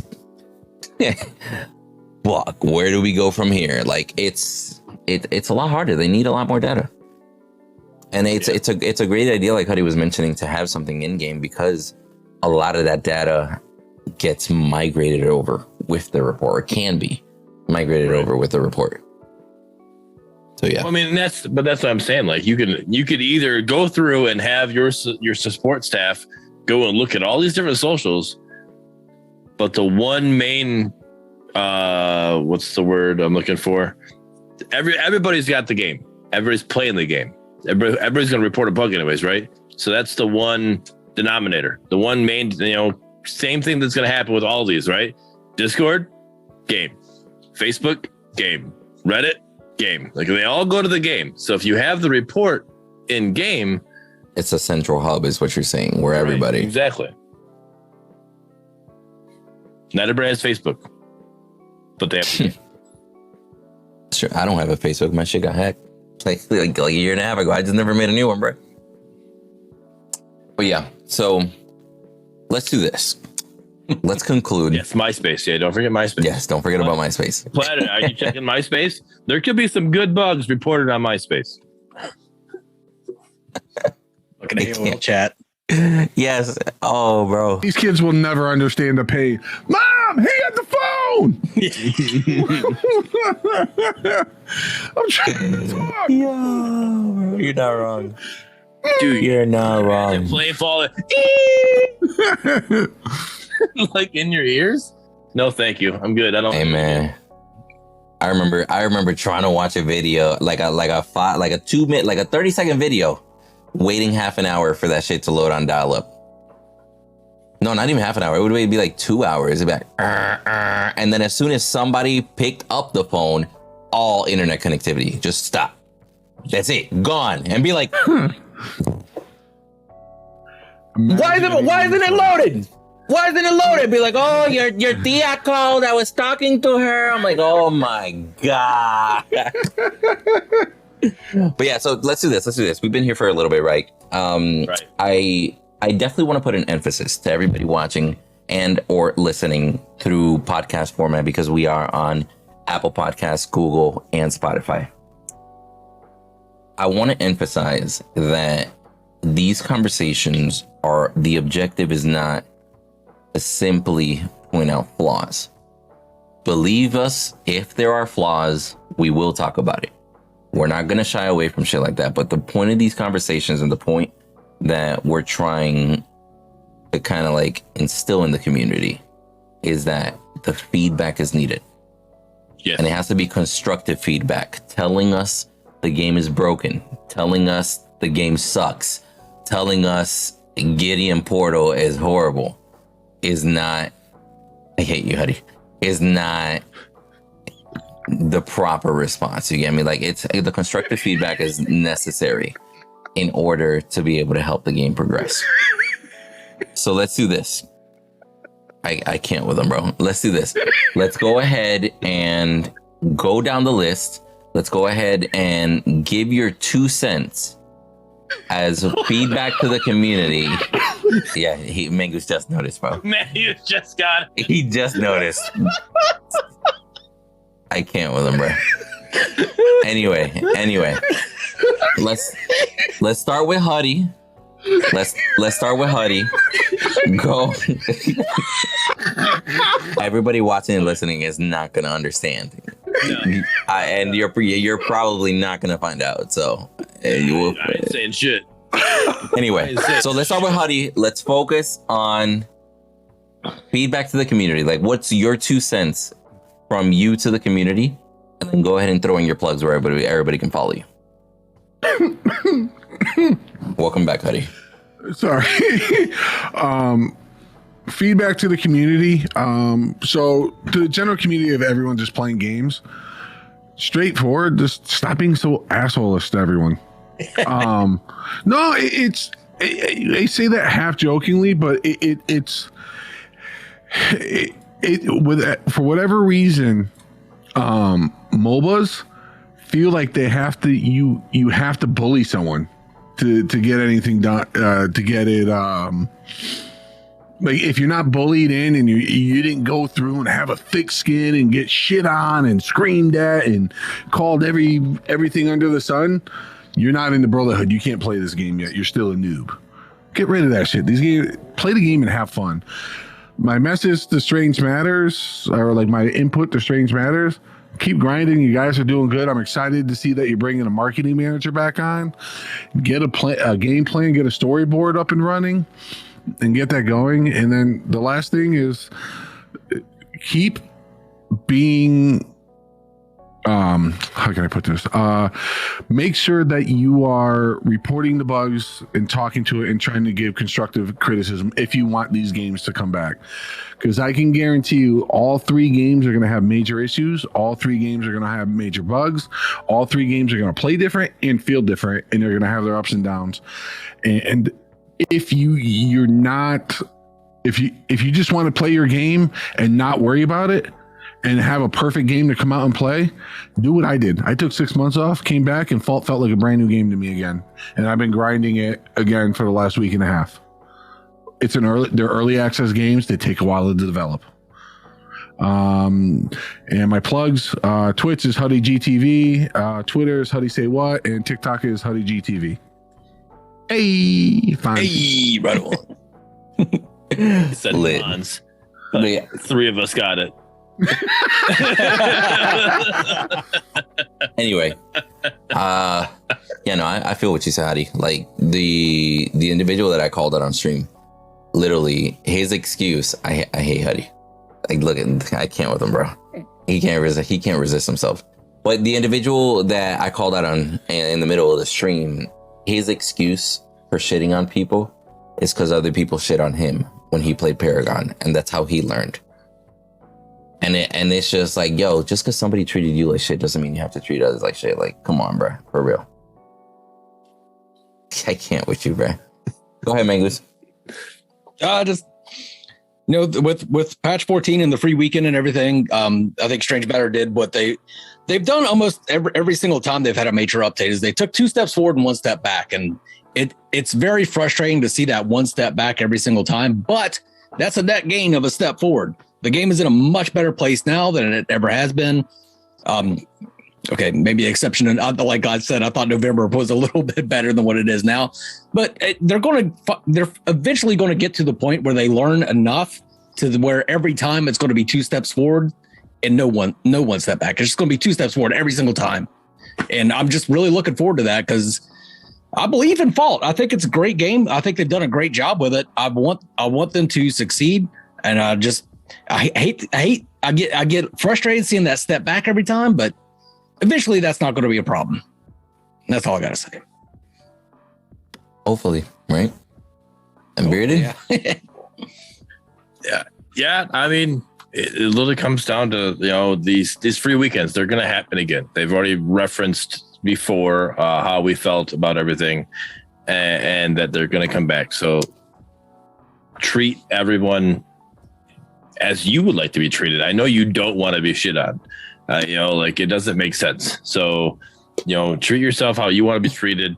And if you want this game to succeed, help them out, right? Do what you can. And as far as SMS,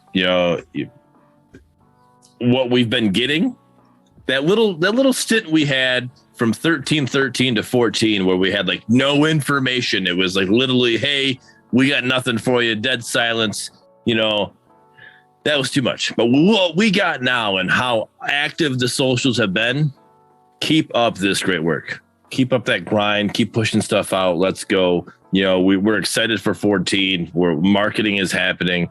The marketing manager coming up is going to be great. I'm excited. Just keep pushing forward.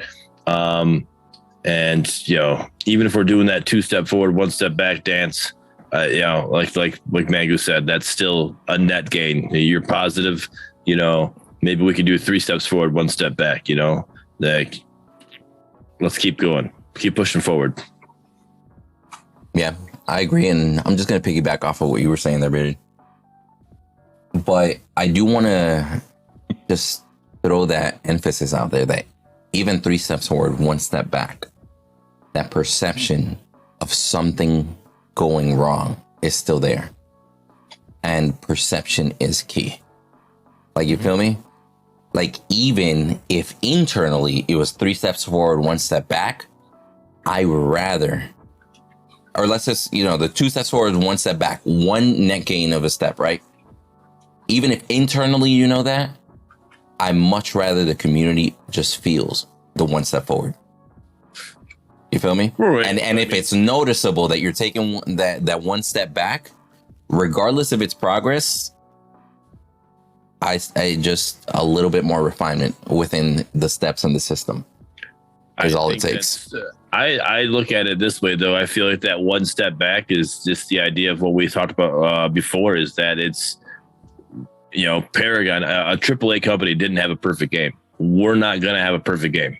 Not with an indie studio. So that not having a perfect game is going to be that 1 step back, right? So if we can improve on these steps forward, the amount of steps forward, that's what I'm saying. We go from a 2 steps forward, 1 step back to a 3 steps forward, 1 step back. That's better. I don't think we're going to get that 1 step back out of this situation, because that would be a perfect situation. And I just don't see that happening with any bugs that get inputted with the situation or not. Like, something's going to stop us from being able to not have that 1 step back. Right. And you're talking about like impressing the masses, right? Like, everybody's going to say, oh my gosh, that was 2 steps forward, no steps back. No, somebody's going to be upset because their character now has this bug or whatever. Like, no, it played just fine before this patch, and now all of a sudden, Morgash's Q is bad or whatever. I've literally just made something up. I don't know if Morgash's Q is bad or not, but like, something like that's going to happen. It's going to be a 1 step back for that person, but for the rest of the people, they don't feel that maybe. Yeah, then it would just be a majority thing, because you're not going to be able to make everybody happy, quite frankly. Like, if you can at least get out of there. That's all that matters, okay, guys? Hashtag no more bearded. Aye. But no, guys, we really appreciate everybody tuning in, everybody that's listening again, whether it be via video, whether it be live, or whether it be through audio format. We appreciate everybody being here. We do have these live, as we just mentioned, every single Friday on Bearded Wolverine's Twitch channel. The links will be down below, and it does get posted after the fact on YouTube and podcast format, as mentioned earlier. If you made it this far, type a GG down below or in the comments or somewhere, right? Let's actually type GG Huddy, because at this point, I'm surprised he made it this far without falling asleep. So thank you, Huddy, for being here.